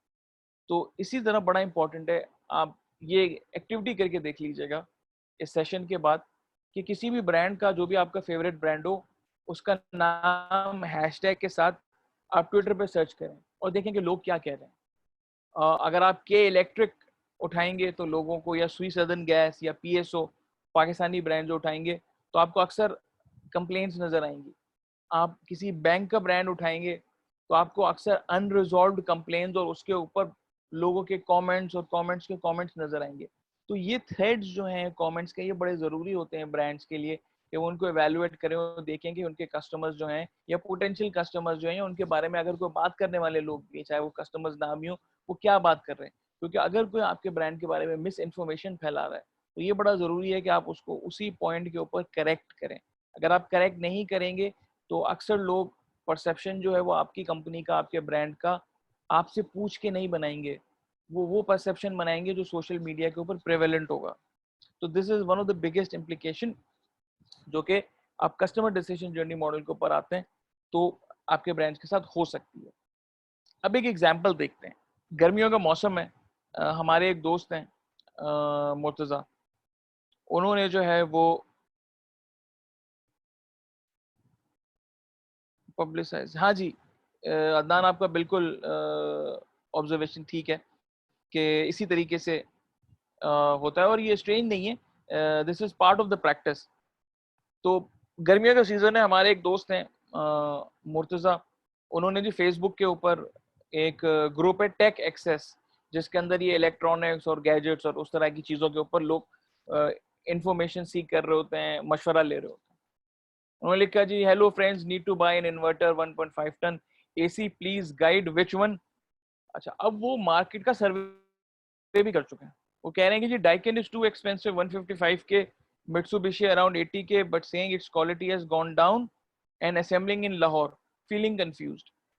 अच्छा, दो ब्रांड्स के बारे में इनका एक डिसीजन बन चुका है और वो डिसीजन क्या है कि जी डाइकिन तो है महंगा है, इसका मतलब है उनके पास पैसे नहीं है कि वो डाइकिन खरीदें, तो डाइकिन तो जो है वो रेस से बाहर हो गया। मित्सुबिशी 80 का है, इसका मतलब उन्होंने अपनी एक रेंज भी बता दी है कि 80 के अराउंड है, लेकिन उनको मसला है उसकी क्वालिटी से, क्योंकि अब वो जापानीज नहीं है और लाहौर में असेंबल हो रहा है, तो अब वो परेशान है। अब इस डिस्कशन में एक साहब एंटर होते हैं, सरमान ख्वाजा। वो क्या लिख रहे हैं जी, वो लिख रहे हैं hire is the best if you are running out of budget.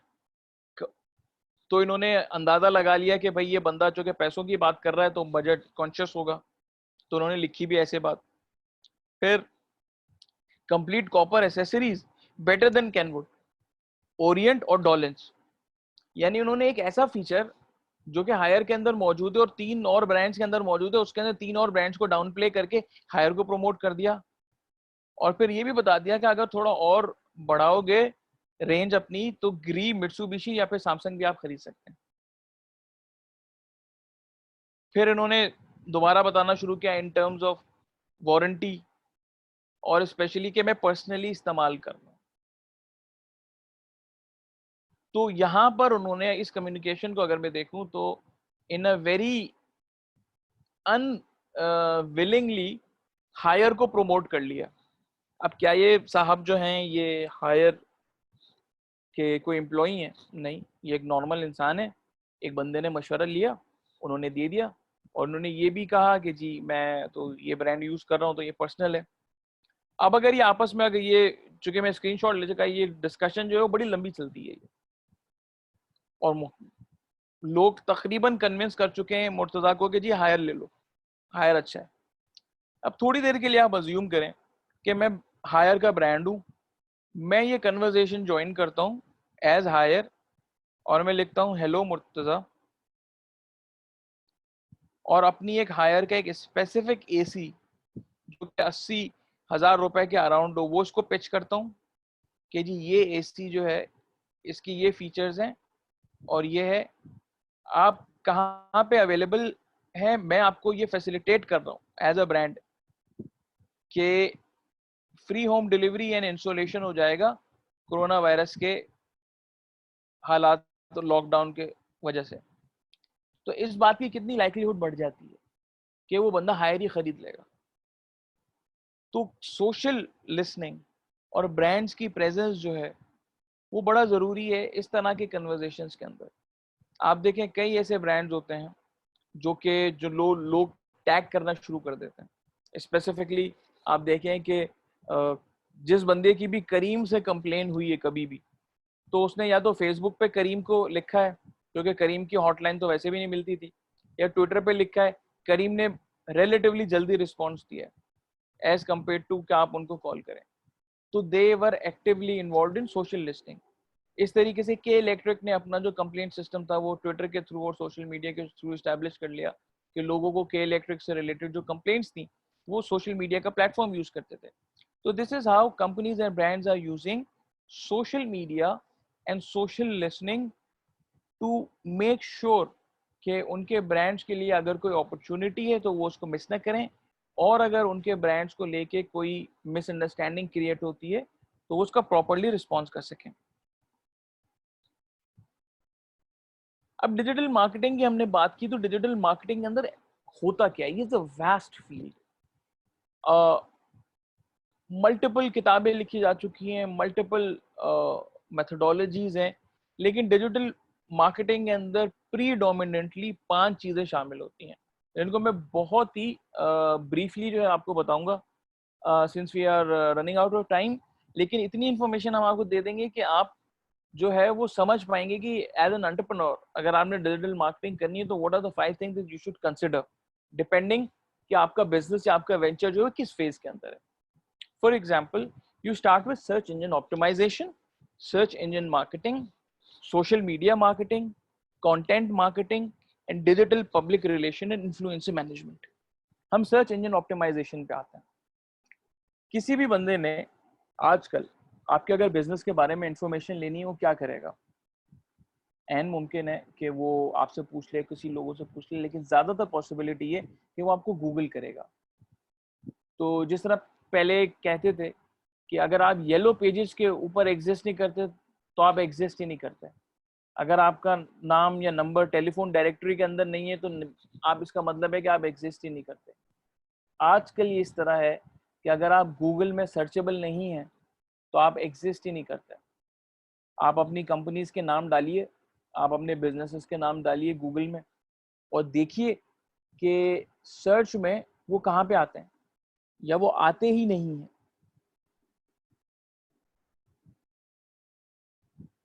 अगर आप ये देखेंगे कि आपकी कंपनी का नाम नहीं आ रहा तो you need to do search engine optimisation. अच्छा, सर्च इंजन ऑप्टिमाइजेशन होती क्या है इसको जरा ब्रीफली देख लेते हैं। आप जब भी किसी चीज को सर्च करते हैं तो गूगल का एक सर्टेन सर्चिंग सिस्टम है। उसका मेन मकसद ये होता है कि गूगल किसी भी क्वेरी को, किसी भी सर्च को कम से कम वक्त में मोस्ट यूजफुल रिजल्ट्स की रैंकिंग के ऑर्डर में तैयार करती है। अब जैसे फॉर एग्जांपल मैं सर्च करता हूँ कि बेस्ट चिकन टिक्का इन कराची, जब मैंने ये क्वेरी डाली बेस्ट चिकन टिक्का इन कराची, तो गूगल किस तरीके से देखेगा? अगर मैंने अपनी लोकेशन ऑन रखी हुई है तो गूगल मुझे ये भी सजेस्ट करेगा कि चिकन टिक्का की वो जगह कौन सी हैं जो in terms of kilometre radius मेरे मुझसे करीब से करीब तर हैं। फिर उसके नीचे जो है वो चिकन टिक्का की किसी की कोई रेसिपीज आना शुरू हो जाएंगी, कुछ रेस्टोरेंट्स होंगे उनके नाम आ जाएंगे, कुछ तस्वीरें आ जाएंगी। तो गूगल ने किया, गूगल ने ये आइडेंटिफाई किया कि बेस्ट चिकन टिक्का इन कराची से गूगल ने दो चीज़ें समझी। एक तो चीज़ ये कि गूगल ने ये समझा कि इस बंदे को चिकन टिक्का खाने जाना है और ये बंदा चिकन टिक्का बनाने की चीज़ें ढूंढ रहा है। तो अगर ये दो चीज़ों पे गूगल ने डिसीजन लिया तो वो उन चीज़ों को मुझे एज अ रिजल्ट दिखाना शुरू करेगा जो इसमें हेल्पफुल है। अगर मैं इसी क्वेरी को थोड़ा सा मॉडिफाई कर दूं और मैं कहूं बेस्ट चिकन टिक्का रेसिपी, तो अब गूगल जो है मुझे रेस्टोरेंट्स की बजाय रेसिपीज की तरफ और रेसिपी वीडियोस की तरफ ले जाएगा। लेकिन अगर मैं इस क्वेरी को थोड़ा सा और ट्वीक करूं और कहूं best chicken tikka places in Karachi, तो फिर वो रेसिपीज को नीचे रख देगा और रेस्टोरेंट्स की लोकेशंस को पहले पुश कर देगा। तो this is how Google understands कि जी मेरी क्या ज़रूरत है, और वो विद प्रोसेस ऑफ टाइम और सर्चेस के साथ साथ इम्प्रूव कर रहा होता है अपने सिस्टम को। वो आइडेंटिफाई कर लेता है कि किस तरीके से जो है वो एक हमने बच्चा है जी कोई कुछ कहना चाह रहे हैं? ओके तो गूगल ये आइडेंटिफाई करता है कि किस तरीके से मैंने सर्च किया और किस तरह की सर्च क्वेरीज से मेरा जो मसला है वो हल हो जाएगा। अब आप एज अ ब्रांड तो क्या करेंगे? गूगल की क्वेरीज के अंदर अपने आप को ऊपर लाने के लिए, जाहिर है अगर आप किसी ऐसी कंपिटिटिव स्केप के लैंडस्केप के अंदर काम कर रहे हैं, अब जैसे फॉर एग्जांपल इसके एक मज़े की एक्टिविटी ये होती है कि आप तमाम लोग जो हैं वो अपना नाम जो है वो गूगल के ऊपर सर्च कीजिएगा। जब अपना नाम गूगल के ऊपर सर्च कीजिएगा और अगर वो फर्स्ट पेज के अंदर आपकी तस्वीर, आपका फेसबुक या लिंक्डइन प्रोफाइल या इंस्टाग्राम का प्रोफाइल जो है ताहिर, ये आपके सवाल के ऊपर मैं आखिर में आऊँगा बिल्कुल। आपका इंस्टाग्राम का प्रोफाइल जो है वो किस तरीके से दिखाता है? अगर फर्स्ट पेज के अंदर आपका नाम जो है वो नहीं आ रहा, तो इसका मतलब ये है कि आपने अपना नाम या अपनी पर्सनल ब्रांडिंग के ऊपर मेहनत करनी है अगर आप इस एरिया के ऊपर जाना चाहते हैं। दूसरा, आपका नाम या तो बहुत कॉमन होगा, तो जिस तरह बहुत कॉमन नाम है, जैसे फॉर एग्जांपल मोहम्मद अली जो है वो पाकिस्तान में एक बहुत कॉमन नाम, तो आप देखेंगे कि उसकी जो है वो रिजल्ट्स बहुत ही आपको रैंडम नजर आएंगे। इस बात का ऐन मुमकिन है कि मोहम्मद अली बॉक्सर और कायद आज़म मोहम्मद अली जिन्ना जो हैं, क्योंकि ये बहुत ज़्यादा सर्च हो रहे हैं, तो वो जो है वो काम कर रहे होंगे और उसमें सर्च में नज़र आ रहे होंगे। एज अपोज टू अगर आप जैसे डॉक्टर शाहिद कुरैशी हैं उनको सर्च करें, तो आप जैसे डॉक्टर शाहिद कुरैशी को सर्च करेंगे तो डॉक्टर साहब माशाल्लाह वैसे भी पॉपुलर हैं, लेकिन चूँकि इनकी इंटरेक्शन और इनके नाम की पोस्ट वगैरह कम्युनिकेशन हो रही होती है, तो इसलिए जो है वो डॉक्टर शाहिद कुरैशी का जो रिजल्ट्स होंगे उसमें आप देखेंगे मुख्तलिफ जगहों पे उनकी तस्वीरें आ रही होंगी, वेबसाइट लिंक्स आ रहे होंगे, मुख्तलिफ चीज़ें होंगी। तो this is how Google searches. फिर इसके साथ एक चीज़ शुरू होती है which is called search engine marketing. आपने अक्सर देखा होगा कि गूगल के पेज, लैंडिंग पेज के ऊपर मुझे जो नज़र आ रहे होंगे उसमें शुरू के एक दो या साइड पैनल के ऊपर कोई गूगल सर्च क्वेरी के जवाब दे रहा होता है, लेकिन उस पर कॉर्नर पे लिखा होता है एड, AD। वो असल में एडवर्टाइजमेंट्स होती हैं जो गूगल जनरेट करता है उस कीवर्ड के ऊपर वाया सर्च इंजन मार्केटिंग। इसकी बेस्ट एग्जांपल जो है वो ये है कि कई कंपटीशन या कंपीटिंग ब्रांड्स जो है वो ये करते हैं कि वो अपने कंपटीशन के कीवर्ड्स खरीद लेते हैं और उस पर सर्च इंजन मार्केटिंग करते हैं। फॉर एग्जांपल एक वेबसाइट है इमेजेस बाज़ार इंडिया की एक वेबसाइट है जिसके अंदर मुख्तलिफ स्टॉक इमेजेस जो हैं वो मिलते हैं और लोग अपनी कम्युनिकेशन में इस्तेमाल करते हैं। वही एक वेबसाइट जो उससे मिलती जुलती एक वेबसाइट है शटर स्टॉक।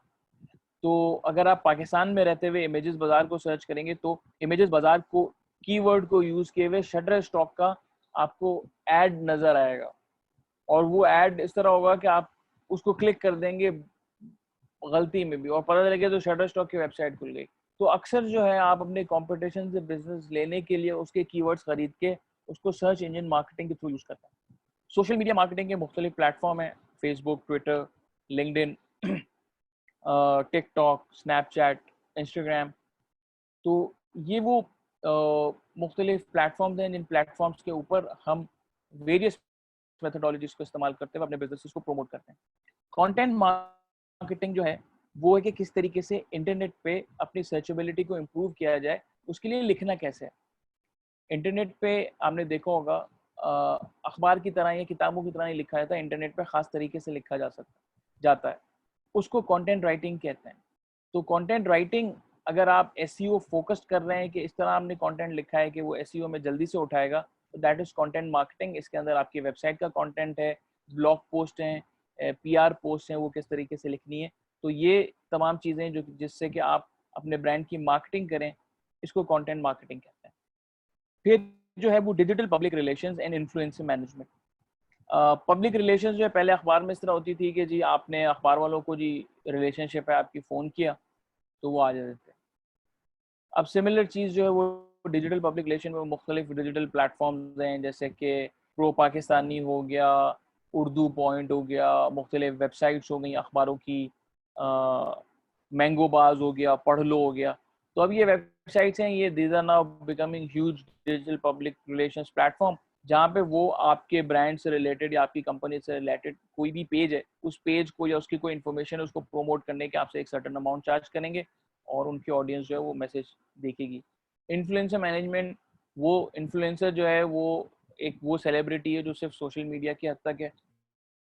पहले इन्फ्लुएंसर जो थे वो आम तरह के लोग होते थे, कैटेगरी स्पेसिफिक होते थे, लेकिन आजकल जो यूथ है उनको हर किसी ने इन्फ्लुएंसर ही बनना है।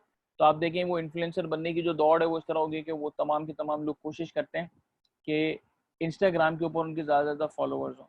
तो वो इंस्टाग्राम के ऊपर उनके फॉलोअर्स ज़्यादा होंगे तो वो मुख्तलिफ चीज़ों के साथ अपनी तस्वीरें शेयर करेंगे, और फिर जितने ज़्यादा फॉलोअर्स होंगे फिर उतना ज़्यादा व्यूज़, ये एक फंक्शन है। तो इस तरीके से वो इन्फ्लुएंसर बन जाते हैं। इन्फ्लुएंसर सेलेक्ट करने का तरीका ये है कि आप कभी भी कंट्रोवर्शियल इन्फ्लुएंसर को ना लें। उसने एक भी कोई गलती की, आपके ब्रांड की रेपुटेशन पे से बड़ा नेगेटिव फर्क आएगा। दूसरा, किसी ऐसे बंदे को इन्फ्लुएंसर के तौर पे ना लें जिसने बहुत ज़्यादा दुश्मनियाँ पाल रखी हों सोशल मीडिया सर्कल के अंदर, कोई कंट्रोवर्शियल फिगर ना हो। फॉर एग्जांपल, कई ऐसे कंट्रोवर्शियल फिगर्स हैं, जैसे कि सोशल मीडिया एक इन्फ्लुएंसर हैं हरीम शाह, और जो बड़ी पॉपुलर हुई थी कि वो प्राइम मिनिस्टर हाउस में चली गई, फॉरेन ऑफिस में चली गई। अब उनकी रीच, उनके फॉलोअर्स, उनके नंबर्स बहुत ज़्यादा हैं, लेकिन क्या, लेकिन उनकी कंट्रोवर्सीज भी बहुत ज़्यादा हैं। तो क्या आप एज अ ब्रांड ये रिस्क लेना चाहेंगे कि जो है वो इन्फ्लुएंसर, उन ऐसे इन्फ्लुएंसर्स को लेंगे जिनकी वजह से आपके ब्रांड की रिप्यूट जो है वो भी रिस्क के ऊपर हो? तो इट्स वेरी इंपॉर्टेंट कि आप उस तरीके से लोगों को सेलेक्ट करें जो कि आपके ब्रांड के पर्सोना के साथ भी मैच कर रहा हो। अब जैसे जुनैद अकरम जो हैं वो बहुत ज़बरदस्त इन्फ्लुएंसर हैं, लेकिन आप उनको जो है वो जब इस्तेमाल करते हैं एक डिस्काउंट वाउचर के लिए, तो जो डिस्काउंट वाउचर है जैसे बोगो का, तो उनका ख़ास तरीके से बोलने का अंदाज़ है, और वो उस तरीके से जिस तरह वो आपके ब्रांड की पिच कर रहे हैं, it very much goes in line with what BOGO stand for. On the contrary, अगर कोई बहुत ही स्पेसिफिक ब्रांड है जो कि उनके साथ मैच नहीं करता, तो आप किसी भी पॉपुलर सेलिब्रिटी को भी यूज़ कर लें या इन्फ्लुएंसर को यूज़ कर लें, उसका आपको कोई फ़ायदा नहीं होगा।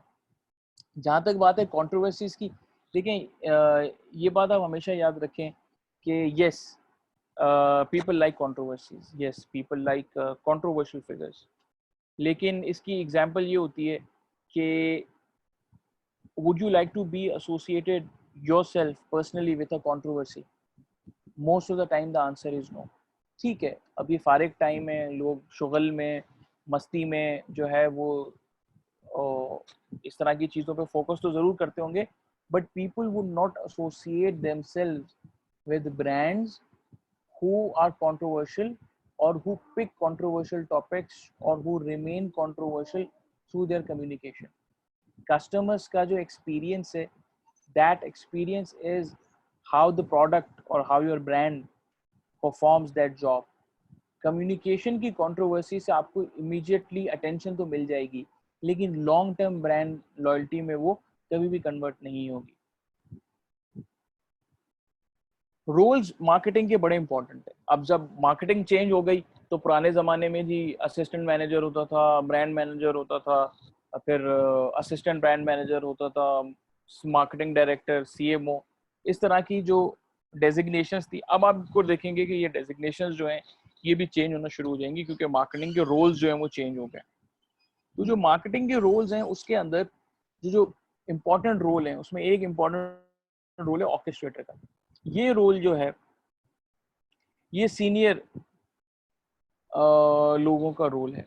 अब चाहे वो ओनर्स हों आपके केस में या चाहे वो सीनियर प्रोफेशनल्स हों, ऑर्केस्ट्रेटर वो बंदा होता है जो अपने एक्सपीरियंस के थ्रू तमाम चीज़ों को इन लाइन में रखा होता है. जिस तरह एक ऑर्केस्ट्रा का जो मास्टर होता है, ऑर्केस्ट्रा का जो कंडक्टर होता है, वो किस तरीके से तमाम इंस्ट्रूमेंट्स को अरेंज करता होता है एट अ सर्टेन म्यूजिक, जो उसके पास कोड लिखे हुए होते हैं, उस तरीके से आपने भी ये रोल प्ले करना होता है if you are very senior in that organisation और you are the owner of the organisation, जिसके अंदर एक्शन गैप बिटवीन मार्केटिंग और एसेट्स के दरमियान क्या है, कि कौन से ऐसे एसेट्स हैं जिस पर आपने क्या एक्शन लेना है. आप डिटेल्स में ना जाएं, लेकिन आपको ये पता होना चाहिए कि आपके मार्केटिंग एसेट्स के ऊपर आपके कस्टमर्स किस तरीके से रिएक्ट कर रहे हैं और आपने उन एसेट्स के ऊपर किस तरीके से एक्शन लेना है.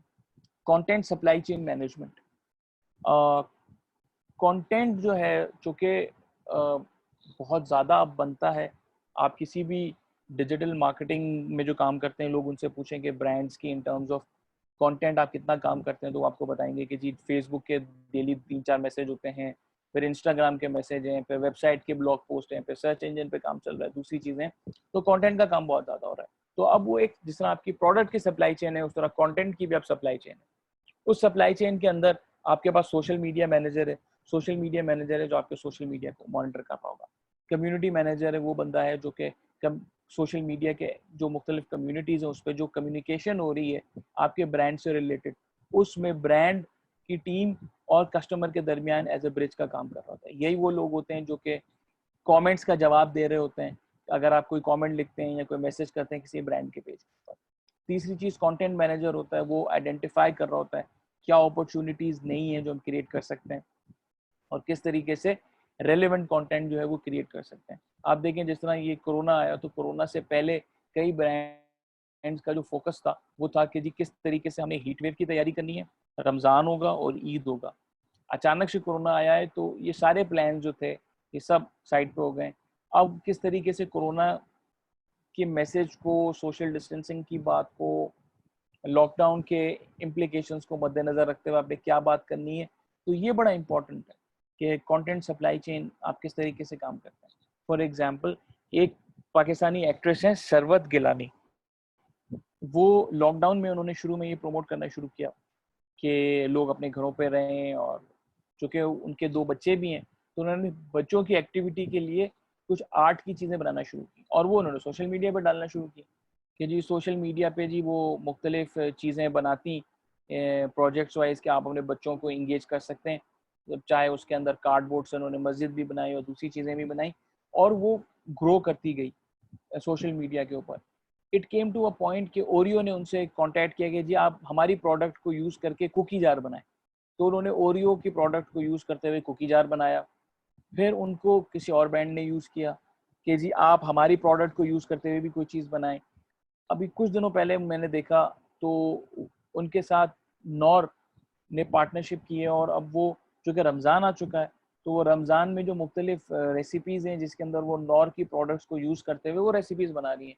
तो किस तरीके से ये अपॉर्चुनिटी जो थी वो उन ब्रांड्स के कंटेंट मैनेजर्स ने आइडेंटिफाई की कि किस तरीके से सिस्टम चल रहा है, किस तरीके से हमारे ऑडियंस घिरी हुई और किस तरीके से हम सोशल मीडिया पे इंगेज कर सकते हैं यूजिंग सेलिब्रिटीज. तो they were very quick to identify this. फिर मार्केटिंग इंटेलिजेंस लीडर, जिस तरह सेल्स के लोगों के बारे में मशहूर है कि जी सेल्स के लोग जो है वो इंटेलिजेंस के लोग भी होते हैं, उनको सब पता होता है मार्केट की नब्ज होती है। इस तरीके से पैरेलल में आपके पास मार्केटिंग इंटेलिजेंस लीडर्स वो लोग होंगे जो अक्रॉस इंटरनेट आपको वो इंफॉर्मेशन रियल टाइम में प्रोवाइड करेंगे कि किस तरीके से आपकी प्रोडक्ट्स, आपके कस्टमर्स, इंडस्ट्रीज के अंदर चेंजेस आ रहे हैं और किस तरीके से जो है आपने रिएक्ट करना है। फॉर एग्जांपल, अभी रिसेंटली हमने ये न्यूज़ देखी कि एक मशहूर बैंक स्टैंडर्ड चार्टर्ड के सीईओ ने रिज़ाइन कर दिया। सोशल मीडिया पे न्यूज़ चलना शुरू हो गई कि जी इन्होंने रिज़ाइन कर दिया, उन्होंने रिज़ाइन कर दिया, उन्होंने रिज़ाइन कर दिया। तो मार्केटिंग इंटेलिजेंस के जो लीडर्स थे उन्होंने ये चीज़ ऑब्जर्व करने शुरू कर दी कि कोई गलत इन्फॉर्मेशन तो नहीं जा रही कि खुदा ना खास्ता इनके ऊपर कोई करप्शन के चार्जेस या इस तरह की कोई चीज़ नहीं हो, क्योंकि पाकिस्तान में जब भी बैंक्स के सीईओ चेंज होते हैं इस तरह की बात कहीं ना कहीं होती है। तो उस बैंक के सोशल मीडिया के लोगों ने ये चीज़ इंश्योर करना शुरू की थ्रू स्ट्रिक्ट मॉनिटरिंग कि इस तरह की कोई बात ना हो। तो उनके जो नेक्स्ट बंदा जो इनलाइन था, उस बंदे का प्रोफाइल जो है वो आहिस्ता आहिस्ता उन्होंने हाईलाइट शुरू कर दिया कि वो भी जी स्टैंडर्ड चार्टर्ड के ही एम्प्लॉई थे और इनका भी बड़ा करियर था और इनकी भी इस बैंक के लिए बड़ी खदमात थे मुख्तलिफ रीजन्स के अंदर। तो वो इन्फॉर्मेशन लेकिन उन्होंने आहिस्ता आहिस्ता प्रोफाइल बिल्डिंग शुरू की कि जब तक ये हैंडिंग ओवर टेकिंग ओवर हो there is positive news around that change. इसी चीज़ को आप थोड़ी देर के लिए इमेजिन करें कि यूबीएल में इसी तरह मैनेजमेंट चेंज हुई थी। तो यूबीएल की मैनेजमेंट चेंज के वक्त ये चीज़ इस तरह हैंडल नहीं हो सकी थी और ये आया था कि जी उनको यूबीएल के जो सीईओ थे, जो प्रेसिडेंट थे, उनको एयरपोर्ट के ऊपर अरेस्ट किया गया on charges of money laundering. और फिर वो चीज़ें क्या थी, सही थी, गलत थी, लेकिन वो जो उस वक्त ब्रांड की जो रेपुटेशन को हर्ट हुआ था, उस वक्त उसको कैटर करने के लिए कोई बंदा मौजूद नहीं था। और उस वक्त वो नया नया टाइम तो सोशल लिसनिंग उस वक्त नई नई शुरू हुई थी, 3 साढ़े 3 साल पहले की बात है। तो ये बड़ा अब इम्पोर्टेंट हो गया है कि इस तरह के जो चेंजेस होते हैं और ये जो चेंजेस से रिलेटेड जो मीडिया में या सोशल मीडिया में जो खबर जाती है उसको आप किस तरीके से मैनेज करते हैं। आखिरी चीज़ जो है वो ये है कि आपको कभी भी किसी ये मेरा बड़ा फेवरेट कोट है कि you will never know the value of moment until it becomes history. हमें नहीं पता कि ये जो कोरोना के जो मोमेंट्स हैं ये हमारी ज़िंदगी में क्या रोल प्ले करेंगे इन फ्यूचर। हो सकता है इस दौरान बहुत सारे लोग बहुत सारे नए डिस्कवरीज करें, नए रास्तों पे चलें पोस्ट कोरोना और नई चीज़ें करें। तो हमेशा इस बात को याद रखें कि आपको जो भी मोमेंट है उस मोमेंट को वैल्यू करें और पॉजिटिवली उस पर काम करें, ताकि ये देखें कि यू नेवर नो। अभी ये जो हमारा डिस्कशन है, आई डोंट नो कि जितने भी पार्टिसिपेंट्स हैं शायद 4-5 साल बाद उनमें से बहुत सक्सेसफुल बिजनेसेस के ओनर्स बैठे हों और फिर डॉक्टर शाहिद के साथ हम कोई चाय के कप पे बैठे ये डिस्कस कर रहे हो कि देखें हमारी ये क्लास में ये सारे लोग बैठे थे और आज माशाल्लाह से वो लोग हैं। तो always value the moment, always value your time. अब जो है वो कुछ पार्टिसिपेंट्स के चैट बॉक्स में मेरे पास क्वेश्चंस आए थे, तो मैं उनको जो है वो देख लेता हूँ। एक जो है इंटरनेट ऑफ थिंग्स के बारे में बात हुई, लेकिन ये इंटरनेट ऑफ थिंग्स जो है I am sure you know, मैं फॉर ऑल द पार्टिसिपेंट्स थोड़ा इसको ब्रीफली एक्सप्लेन कर दूं। आपकी डिवाइसेस किस तरीके से कनेक्ट होकर सिस्टम क्रिएट करते हैं, that is internet of things. इसकी एग्जांपल इस तरह लेते हैं कि ट्रैक्टर बनाने वाली कंपनी है जो पहले ट्रैक्टर बनाती थी। अब जो है ट्रैक्टर बनाने वाली कंपनी ने जो है वो मौसम की इंफॉर्मेशन वगैरह ये सारी चीज़ें देना शुरू की। फिर ट्रैक्टर बनाने वाली कंपनी ने जीपीएस कनेक्टर के थ्रू सेल्फ ड्राइविंग ट्रैक्टर्स बना लिए, जो कि आपने ज़मीन आइडेंटिफाई की हुई है, वो उस ज़मीन में हल चला रहे हैं और मुख्तलिफ जो रिक्वायरमेंट्स हैं, न्यूट्रिशनल रिक्वायरमेंट्स हैं, उन रिक्वायरमेंट्स को वो पूरा कर रहे हैं regarding the need for the plant. इसी चीज़ को थोड़ा और डेटा की लेयर अब उसमें ऐड करें। एक ज़मीन का हिस्सा आपने हल चलाते वक्त आइडेंटिफाई किया कि इसके अंदर जो है वो मॉइस्चर कंटेंट ज़्यादा है, और एक ज़मीन का हिस्सा आपने आइडेंटिफाई किया कि इसके अंदर मॉइस्चर कंटेंट कम है। तो आपने इंटेलिजेंट इरिगेशन सिस्टम के ज़रिए मैसेज ये दिया कि जहाँ मॉइस्चर कंटेंट ज़्यादा है वहाँ पर पानी वो कम डाले, और जहाँ पे मॉइस्चर कंटेंट कम है जहाँ वो पानी ज़्यादा डाले। तो इस तरीके से आपने एफिशिएंट यूज़ ऑफ रिसोर्सेज किया, जो कि इस केस में पानी है। इस तरीके से सॉइल एनालिसिस जहाँ वो आइडेंटिफाई कर, अगर उसने कर लिया कि न्यूट्रिएंट फैक्टर्स जो है इस स्पेसिफिक पीस ऑफ लैंड के अंदर कम है और उसके बराबर वाला जो पीस ऑफ लैंड है, although its own by the same farmer, उसके अंदर ज़्यादा है। तो वो जो न्यूट्रिएंट इंजेक्शन है फर्टिलाइजर का, वो भी उसी हिसाब से बैलेंस करेगा। Again efficient use of resources.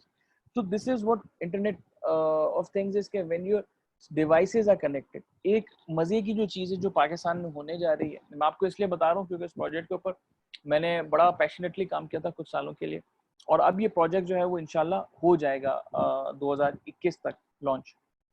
जो लोग लाहौर में हैं वो उसका डेमो जो है वो थोड़ा एक्सपीरियंस भी कर सकते हैं डिस्प्ले सेंटर में। मैं बात कर रहा हूँ हायर की।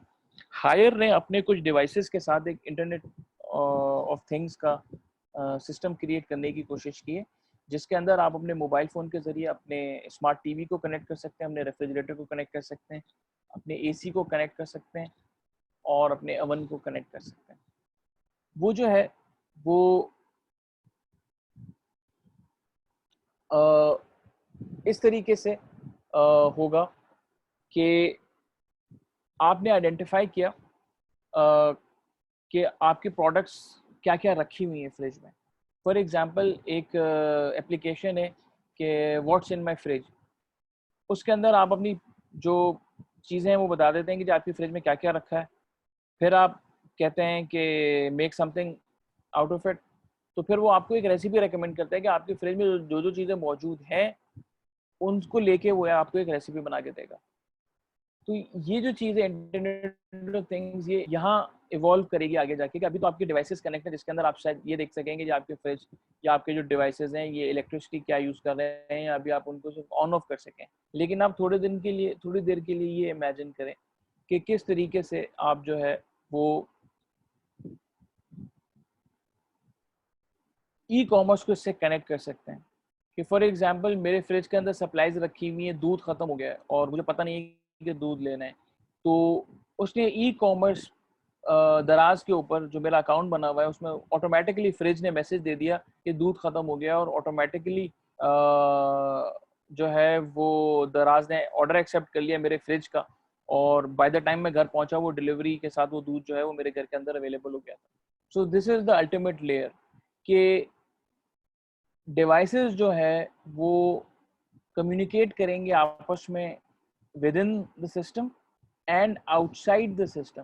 जिस तरीके से इंटरनेट बाहर मुल्कों में जो रूम टेम्परेचर मैनेजमेंट सिस्टम जो है वो आपकी प्रॉक्सिमिटी सेंसर्स के साथ कनेक्टेड है, कि वो आइडेंटिफाई कर लेते हैं कि आपके फ़ोन के जीपीएस से कि आप कितने करीब आ रहे हैं। वो जैसे उनको आइडेंटिफाई होता है कि जी आप अभी 5 मिनट के अंदर हैं, तो एक्सट्रीम सर्दी के मौसम के अंदर आप अपना हीटिंग सिस्टम तो हर वक्त ऑन नहीं करेंगे, लेकिन वो देखेंगे कि जी 5 मिनट लगते हैं कमरे के टेम्परेचर को बेहतर होने में, तो जैसे ही वो 5 मिनट की दूरी के ऊपर आप होंगे वो अपना हीटिंग सिस्टम ऑन कर देंगे।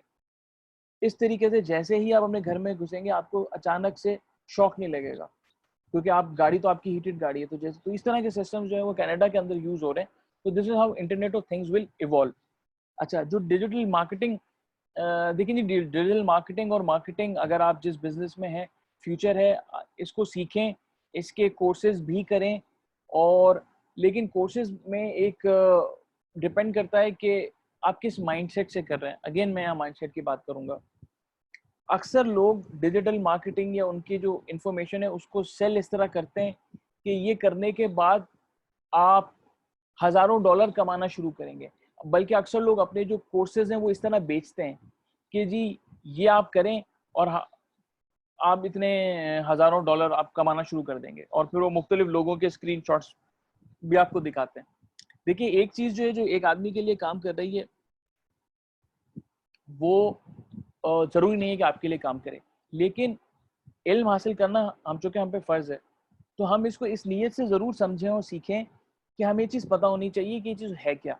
अब चाहे वो डिजिटल स्किल्स जो गवर्नमेंट के कोर्सेज़ हैं, इग्नाइट के थ्रू हो रहे हैं वो करें, या कोई सब्सक्रिप्शन बेस्ड मॉडल है उसके साथ करें, आप ये करें, लेकिन इस चीज़ को ये ना सोचें कि जी इससे इमीडिएटली आप पैसे कमाना शुरू कर देंगे।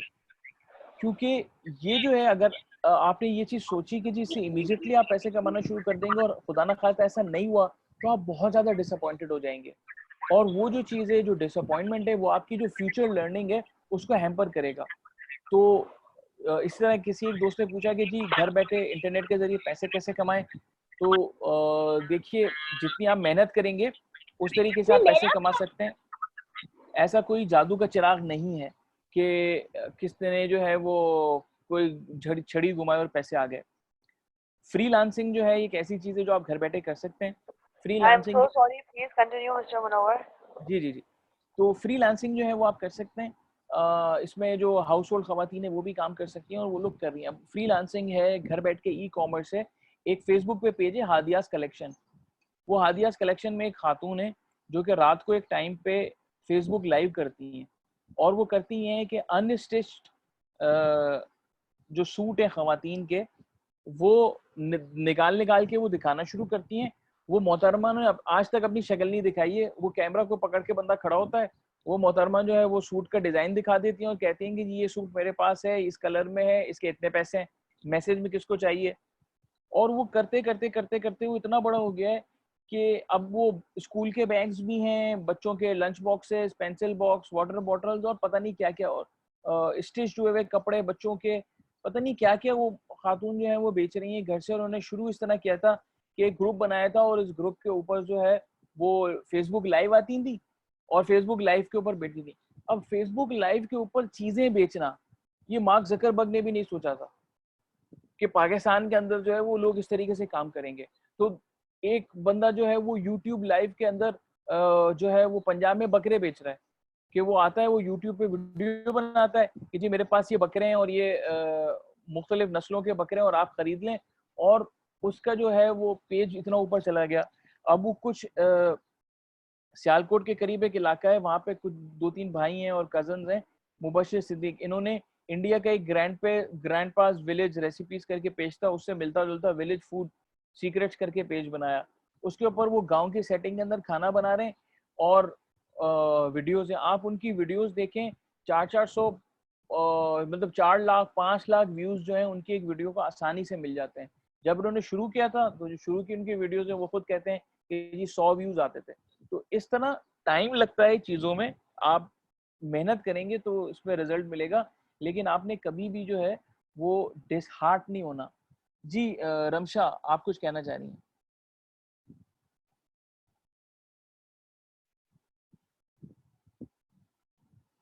जैसे ये हमें डिफरेंट कोर्सेज हमें कोर्सेरा पे मिलते हैं, तो जी जी, क्या इसकी जो हमें सर्टिफिकेशन होती है, क्या ये हमारे लिए बहुत ज़्यादा वैल्यूएबल है एंड मतलब इन नियर फ्यूचर?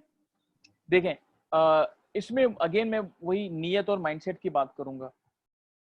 हम आजकल आपने देखा होगा जो लोग लिंक्डइन बहुत ज़्यादा कनेक्ट रहते हैं वो इस बात से एग्री भी करेंगे मेरी, कि लिंक्डइन के ऊपर आप देखें तो हर बंदा जो है वो अपने कोर्सेरा और मुख्तलिफ ऑनलाइन पोर्टल्स के ज़रिए जो भी उसने चीज़ सीखी है उसकी सर्टिफिकेशन जो है वो सर्टिफिकेट चिपका रहा है कि जी मैंने ये भी कर लिया, मैंने ये भी कर लिया। और ये एक तरह से वो जो दिखावा वाला जो हमारे एक साइकी है ये उसका एक हिस्सा बनता जा रहा है। और कई लोग अब उसको कह रहे हैं कि भाई आपने ये सर्टिफिकेट कर तो लिए लेकिन आपने उसमें से सीखा क्या है। तो इम्पोर्टेंट चीज़ है कि जी आपने सीखना क्या है। अब डिपेंड करता है कि आप अगर अपनी पर्सनल इंफॉर्मेशन को बढ़ाने के लिए सीखना चाह रहे हैं तो ये जितने भी ये कोर्सेज हैं कोर्सेरा के ऊपर, ये विदाउट सर्टिफिकेट आप फ्री में कर सकते हैं, तो आपको इन्फॉर्मेशन कंप्लीटली मिलेगी। अच्छा, सर्टिफिकेट के फिर वो कुछ डॉलर्स चार्ज करते हैं, मेरे ख्याल में $50 लगते हैं। तो अगर आप जॉब के लिए अप्लाई करते हैं और आपको लगता है कि आपके जॉब एप्लीकेशन में उस $50 के सर्टिफिकेट से एक वैल्यू ऐड होगी तो आप ठीक है वो पेड सब्सक्रिप्शन खरीदें। वरना यूट्यूब के ऊपर जो वीडियोस हैं, मैं ऐसे कई लोगों को जानता हूं जो बहुत सारे स्किल्स के अंदर इस वक्त एक्सपर्ट लेवल के ऊपर काम कर रहे हैं। और उनसे मैंने पूछा कि आपने किस तरह सीखा, कोर्सेरा में सीखा, एडेक्स में सीखा, यूडेमी में सीखा। उन्होंने कहा यार मैं सिर्फ यूट्यूब पर सर्च करता था, 4-5 इंडियंस की मैं वीडियोस देखता था तो वो ये बताते थे कि ये क्या है। कई लोगों ने इस तरीके से पावर पॉइंट सीखी है, एक्सेल सीखा है, MS वर्ड सीखा है, कोडिंग भी लोगों ने यूट्यूब की वीडियोस देख के सॉफ्टवेयर कोडिंग जो है वो भी सीखी है। तो ये डिपेंड करता है कि आप उसमें कितनी मेहनत है, क्योंकि अगर आप काम सीखना चाह रहे हैं, स्किल सीखना चाह रहे हैं, तो आपकी फोकस ये होगा कि मैं स्किल सीखूं और उस स्किल को एक्सपीरियंस में कन्वर्ट करूं कि मुझे ये स्किल आ गया, फिर मैंने फाइवर में अपना एक अकाउंट बनाया और मैंने उस स्किल को एज अ गिग सेल किया। तो शुरू में मैं कम पैसों में गिग सेल करूंगा ताकि जो है मेरे पास कुछ क्लाइंट्स आना शुरू हुआ और जैसे जैसे मेरा एक्सपीरियंस बढ़ता जाएगा I can increase my rate. तो this is how you build your profile और you build your freelancing career with time. तो आखिरी चीज जिसके बाद हम कंक्लूड करेंगे कि वो आसिम साहब का एक कमेंट था कि डिजिटल मार्केटिंग के टैक्टिक्स जैसे गूगल वर्ड्स या गूगल एडवर्ड्स या फेसबुक, देखिए ये एक बड़ा एक लंबा प्रोसेस होता है. ये 90 मिनट्स में हम कर नहीं सकते, लेकिन अगर आप चाहें तो मैं इन लाइक बड़ा क्विकली फेसबुक एड्स का आपको इस वक्त डेमो दिखा सकता हूं. तो if you guys are like interested तो हम अगले 5 से 10 मिनट में फेसबुक एड्स किस तरीके से लगाने और किस तरीके से करना है ये हम सीख सकते हैं. क्योंकि ये मैं अक्सर सीडी की वर्कशॉप्स में कुछ लोग अगर मुझे कहते हैं तो मैं राइट ऑन टाइम जो है देखते हुए कि अगर इफ पीपल आर इंटरेस्टेड मैं जो है वो फेसबुक एड्स जो है वो इस्तेमाल करना सिखा देता हूँ, क्योंकि वो जो है वो जल्दी होता है और लोगों को फेसबुक का रिलेटिवली एक्सपीरियंस ज्यादा है. Google ad manager is like more technical. जी जनाब, माशाल्लाह बहुत कमाल किया है जनाब. नवर साहब आज देखें मैं भी बैठ गया हूँ जनाब आपकी बात सुनने के लिए जनाब. माशाल्लाह, it's lot of information, lot of learning. तो ठीक है, दिखा दें फिर 7-8 मिनट में. चलें इसको शुरू करते हैं. ओके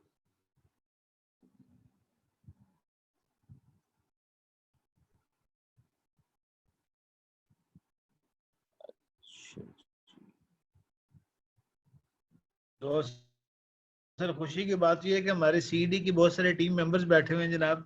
ये अब्दुल्ला मुस्तफा साहब भी सुन रहे हैं मुल्तान से जनाब, और शाहिद इकबाल साहब भी हैं माशाल्लाह.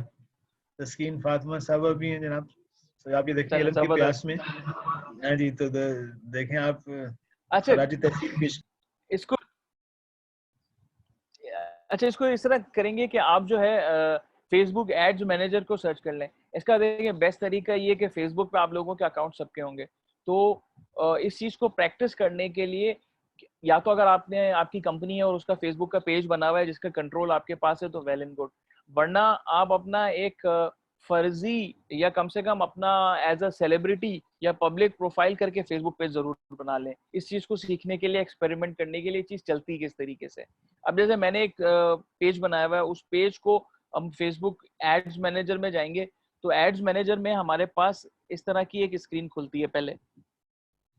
इसके बाद मेरे पास ऑप्शन जो है ये आता है कि वो मुख्तलिफ पेज आ गया, इनबॉक्स आ गया, नोटिफिकेशंस आ गए, इनसाइट्स, पब्लिशिंग टूल्स और मोर. यहाँ जो है वो let me see if I can get a better internet coverage ताकि वो जल्दी जो है वो पेज अपलोड हो जाए. जैसे ही फेसबुक एड्स मैनेजर हम खोलेंगे वो हमारे पास एक कैंपेन के लिए हमें कहेगा कि आपने जो है वो एड बनाना है, तो वो क्रिएट एड का आपके पास ऑप्शन आएगा.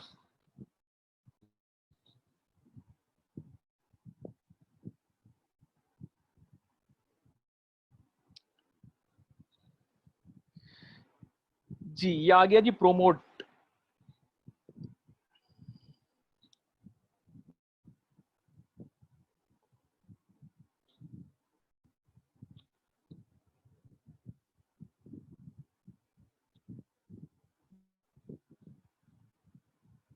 ओके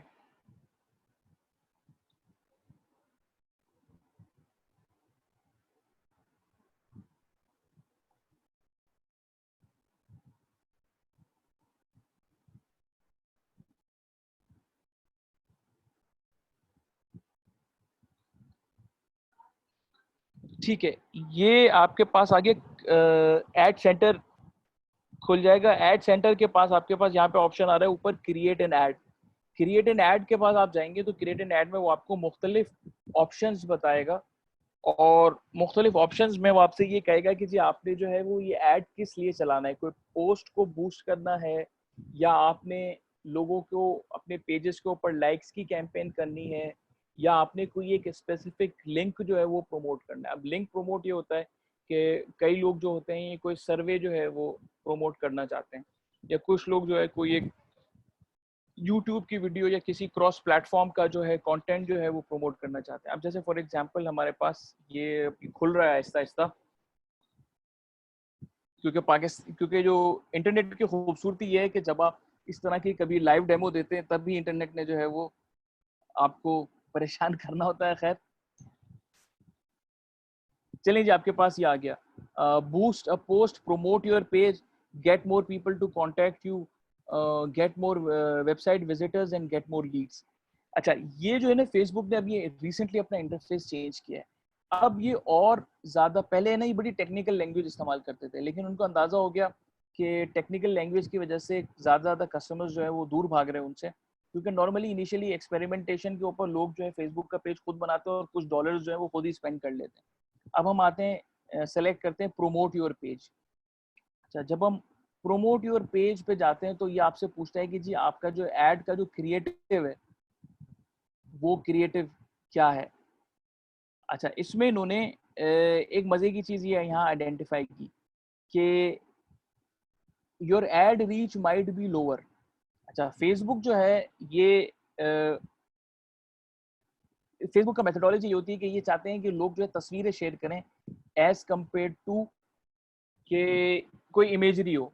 तो फेसबुक का एक रूल होता है कि किसी भी फेसबुक इमेज में 20% से ज़्यादा टेक्स्ट होगा तो फेसबुक जो है वो इस तरह का मैसेज जो है आपको दे देता है कि जी आपके जो इमेज है उसकी रैंकिंग जो है वो लो हो जाएगी क्योंकि उसमें ज़्यादा टेक्स्ट भरा हुआ है। क्योंकि फेसबुक ने ये अंदाज़ा लगाया है over the period of time कि वो इमेजेस जिनके ऊपर तस्वीर हो और टेक्स्ट कम हो या टेक्स्ट ना हो वो लोग ज़्यादा क्लिक करते हैं एज अपोज टू उन इमेजेस के जिसके ऊपर चीज़ें भरी हुई हों। क्योंकि जाहिर है लोग फेसबुक को ज़्यादातर मोबाइल फ़ोन पे एक्सेस करेंगे तो मोबाइल फ़ोन पे वो टेक्स्ट जो है वो लेजिबल नहीं होगा, तो इसलिए इसका कोई फ़ायदा नहीं है। अब देखिए, ये एक पोस्ट जो है ये मेरे पेज की जो है वो बन गई जिसके अंदर स्नैपचैट इनोवेशंस के बारे में लिखा हुआ है और जो कवर पेज है उसकी जो तस्वीर है वो लिखी हुई है। अच्छा, अब आप ये थोड़ी देर के लिए सोचें कि इन्होंने जी एड रीच लोअर इसलिए डाली है कि ये इसके ऊपर जो कार्ड बने हुए हैं और कार्ड के ऊपर जो टेक्स्ट है इसको इसने रीड किया है कि जी ये बहुत ज़्यादा टेक्स्ट है। तो इसका एक हमेशा एक कोशिश ये करें कि कैप्शन जो है वो बोल्ड लेटर्स में यूज़ करें, छोटे फॉन्ट्स ना इस्तेमाल करें और विजुअल जो है आपका क्लियर विजुअल। अब जैसे ये विजुअल जो ये भी बड़ा कंफ्यूजिंग विजुअल है कि 3 बंदों की तस्वीरें और 3 कार्ड हैं। अगर इसी के बदले मेरे पास कोई क्रिएटिव बना होता जिसमें कि सिर्फ एक कार्ड होता तो उस पे ये प्रॉम्प्ट मुझसे नहीं करता। अच्छा, फॉर्मेट जो है जी आपसे ये पूछ रहा है कि फॉर्मेट में जी सिंगल इमेज रखना है, वीडियो रखनी है, स्लाइड शो रखना है। आपने देखा होगा कि जिस तरह अक्सर ये CEE की जो CED की जो पोस्ट होती हैं उसके ऊपर मुख्तलिफ तस्वीर आ रही होती हैं तो वो नॉर्मली उसको स्लाइड शो रखते हैं जिसके अंदर एक तस्वीर के बाद दूसरी तस्वीर, दूसरी तस्वीर के बाद तीसरी तस्वीर आती है। यहाँ से जी आप इमेज को अपलोड कर सकते हैं। उस पर जी आपने पोस्ट में टेक्स्ट क्या लगाना है ये टेक्स्ट आप यहाँ से फिल कर सकते हैं। ऑडियंस, अच्छा ऑडियंस जो है मैंने चूंकि मैं यूज कर रहा था तो मेरी डिफॉल्ट में सेलेक्ट हुई भी आ रही है। हम जरा देखते हैं कि जी ऑडियंस को हम किस तरह चेंज कर सकते हैं। और कम्युनिकेशन की जो है वो ये जो ROI है, इफेक्टिवनेस है, वो हमेशा इस बात पे बेस करती है कि आप टारगेट ऑडियंस अपनी कितनी क्रिस्प रखते हैं और कितनी फोकस्ड रखते हैं। अक्सर सोशल मीडिया के ऊपर लोग जो हैं बहुत बड़ी ऑडियंस सेलेक्ट कर लेते हैं क्योंकि हमें नॉर्मली बड़ा नंबर अच्छा लगता है। अगर मैं ये देखूं कि जी मेरा मैसेज जो है वो जी 10 मिलियन लोगों को जा रहा है तो मैं बहुत ज़्यादा खुश होऊंगा। मैं ये नहीं देखूंगा कि मैं जो चीज़ बेच रहा हूँ उसका शायद पूरी दुनिया में 10 मिलियन कस्टमर है, तो अगर मैं उसको थोड़ा टाइट कर लूँ बजाय इसके कि 10,000 लोगों की बजाय। तो ये बड़ा ज़रूरी है कि आप किस तरीके से अपनी ऑडियंस को सेलेक्ट करते हैं। अच्छा, ये ऑडियंस के नंबर्स हैं, ये नीचे जो है your audience size is defined, ये एक मीटर बना हुआ आता है और पोटेंशियल साइज में एक नंबर लिखा हुआ आता है। अच्छा, जो हमने जिस तरह बात की कि पाकिस्तान में सोशल मीडिया पे जो नंबर्स हैं लोगों के वो किस तरीके से आते हैं, तो आप जैसे जैसे लोकेशन पे नंबर डालते जाएंगे वो आपको डिफाइन करता जाएगा। आप जैसे ऐड लोकेशन में मैं लिखता हूँ जी पाकिस्तान, तो इसने बता दिया। हमने अभी देखा था 34 मिलियन लोग जो है वो फेसबुक पे हैं। देखिए जी 34 मिलियन का नंबर यहाँ से वेरीफाई भी हो गया। 18 से 65 साल के एज ब्रैकेट में 34 मिलियन लोग मेल फीमेल दोनों में आते हैं। अच्छा, अब अगर मैं एज ब्रैकेट को 13 पे ले जाऊं और 65 प्लस पे आ जाओ जी, टोटल जो है 36 मिलियन लोग हैं फेसबुक में। अगर मैं ये देखूं कि जी सिर्फ अगर मेरी कोई मर्दाना प्रोडक्ट है या सिर्फ मैंने मेन को टारगेट करने है तो जी 29 मिलियन मर्द नजर आते हैं, और अगर मैं सिर्फ फीमेल्स को टारगेट करूंगा तो 7.1 मिलियन फीमेल्स हैं। तो इस तरह डिफाइन हो जाता है कि अगर फर्ज करें मेरा ब्रांड जो है, मैं लेडीज ज्वेलरी बेच रहा हूँ, तो लेडीज ज्वेलरी अगर मैं बेच रहा हूँ तो जी मेरी टारगेट ऑडियंस तो यही है। अच्छा, अब थोड़ी देर कोई सी एग्जांपल को बिल्ड करते हैं कि जी हम लेडीज ज्वेलरी बेच रहे हैं। अच्छा, मेरी जो रीच है,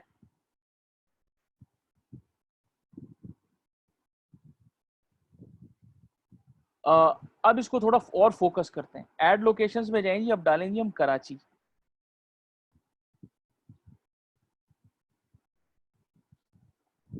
अच्छा जी, कराची में फीमेल्स जो है वो 2.3 मिलियन है। अच्छा, यहाँ एक चीज देखें जी, कराची का जी 40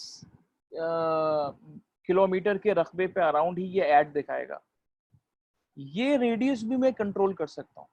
अच्छा, पाकिस्तान में चूंकि ये इसके जो एजेंसीज के पास जो टूल होते हैं, एडवर्टाइजिंग एजेंसीज के पास जो टूल होते हैं, चूंकि उन्होंने पेड सिस्टम लिया होता है, उसके अंदर हम कोऑर्डिनेट वाइज भी आइडेंटिफाई कर सकते हैं। और ये कोऑर्डिनेट जो ज्योग्राफिकल कोऑर्डिनेट्स हैं, और हमने ये एक कैंपेन की थी एक पॉलिटिकल पार्टी के लिए कराची में, तो उनके मुख्तलिफ कैंडिडेट्स थे। तो हमने जो हल्के जो होता है, जो जैसा इलेक्टोरल बाउंड्री होती है, उसके ज्योग्राफिकल कोऑर्डिनेट्स लेके हमने वो कैंपेन इस तरह बिल्ड की कि उस पॉलिटिकल पार्टी का मैं मैसेज देख रहा हूँ, और मैं एक हल्के से जैसे दूसरे हल्के में स्विच हुआ तो मैसेज तो मुझे उसी पॉलिटिकल पार्टी का नजर आ रहा है, उसी इंतखाबी निशान का नजर आ रहा है, लेकिन मेरा क्रिएटिव इस तरह चेंज हुआ कि अब जो कैंडिडेट्स थे वो चेंज हो गए। और जैसे जैसे मैं हल्का मूव करता गया, मेरे जो कैंडिडेट चेंज होते रहे, पॉलिटिकल पार्टी का निशान और मैसेज वही रहा, सिर्फ बंदे का नाम चेंज हो गया, उम्मीदवार का नाम चेंज हो गया। तो इस तरीके से भी है कि आप इतनी ज्यादा नीश मार्केटिंग भी कर सकते हैं। यूएस में चूंकि पोस्ट कोड्स हैं, पोस्टल कोड्स हैं, उससे डिफाइन होता है, तो इतना भी पॉसिबल होता है कि जी आप एक स्पेसिफिक मोहल्ले में लेट से दूध का काम करते हैं या आपकी सिलाई का काम है, इस तरह का काम है, तो सिर्फ उसी मोहल्ले में ही एड सर्व होगा, उसके अलावा जो है वो सब होगा। जी अदनान, उस पार्टी के कैंडिडेट बहुत ज्यादा जीते और वो सोशल मीडिया की पार्टी समझी जाती थी, तो ये जो है उनके लिए बड़ा अच्छा रिजल्ट था। तो अब अगर ये मैं रेडियस जो है ये छोटा कर देता हूँ और मैं रेडियस पे आ जाता हूँ जी 19 किलोमीटर के रेडियस पे, तो जैसे मैंने 19 किलोमीटर के रेडियस पे किया तो आप देखें कुछ ज़्यादा इम्पैक्ट नहीं पड़ रहा।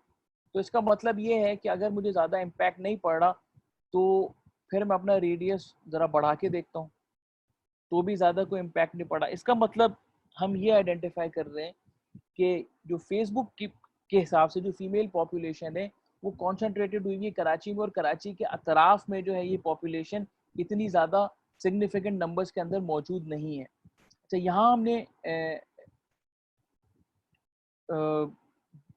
बेसिक लोकेशन डाल दी। अब इसको हम डिफ़ॉल्ट के ऊपर वही 40 किलोमीटर पे चले जाते हैं और आगे देखते हैं कि हम क्या कर सकते हैं। अच्छा जी, अब हम ज़रा और इसमें डिटेलिंग की लेयर ऐड करते हैं, इंक्लूड पीपल हु मैच। अच्छा जी, अब सजेशंस आते हैं। अब सजेशंस में डेमोग्राफिक्स, इंटरेस्ट और बिहेवियर्स। अच्छा, ख़वातीन का जो सबसे बड़ा एक बिहेवियर होता है वो होता है शॉपिंग एंड फैशन। तो अब मैंने शॉपिंग और फैशन का इंटरेस्ट डाला तो 1.8 मिलियन लोग हो गए। तो चूंकि मेरी जो ज्वेलरी की प्रोडक्ट वो शॉपिंग एंड फैशन के अंदर आती है, तो इसलिए मैंने वो डाल दिया। आप देखें कि फेसबुक आपसे अक्सर पूछता है कि जी आपके इंटरेस्ट क्या हैं। मैंने जी इसमें ज्वेलरी को भी सेलेक्ट कर लिया। अब जब मैंने ज्वेलरी को सेलेक्ट कर लिया तो अब मैं और टारगेटेड हो गया। अब मैं अगर फर्ज करें कोई स्पेसिफिक ज्वेलरी ब्रांड का नाम डालूं, जैसे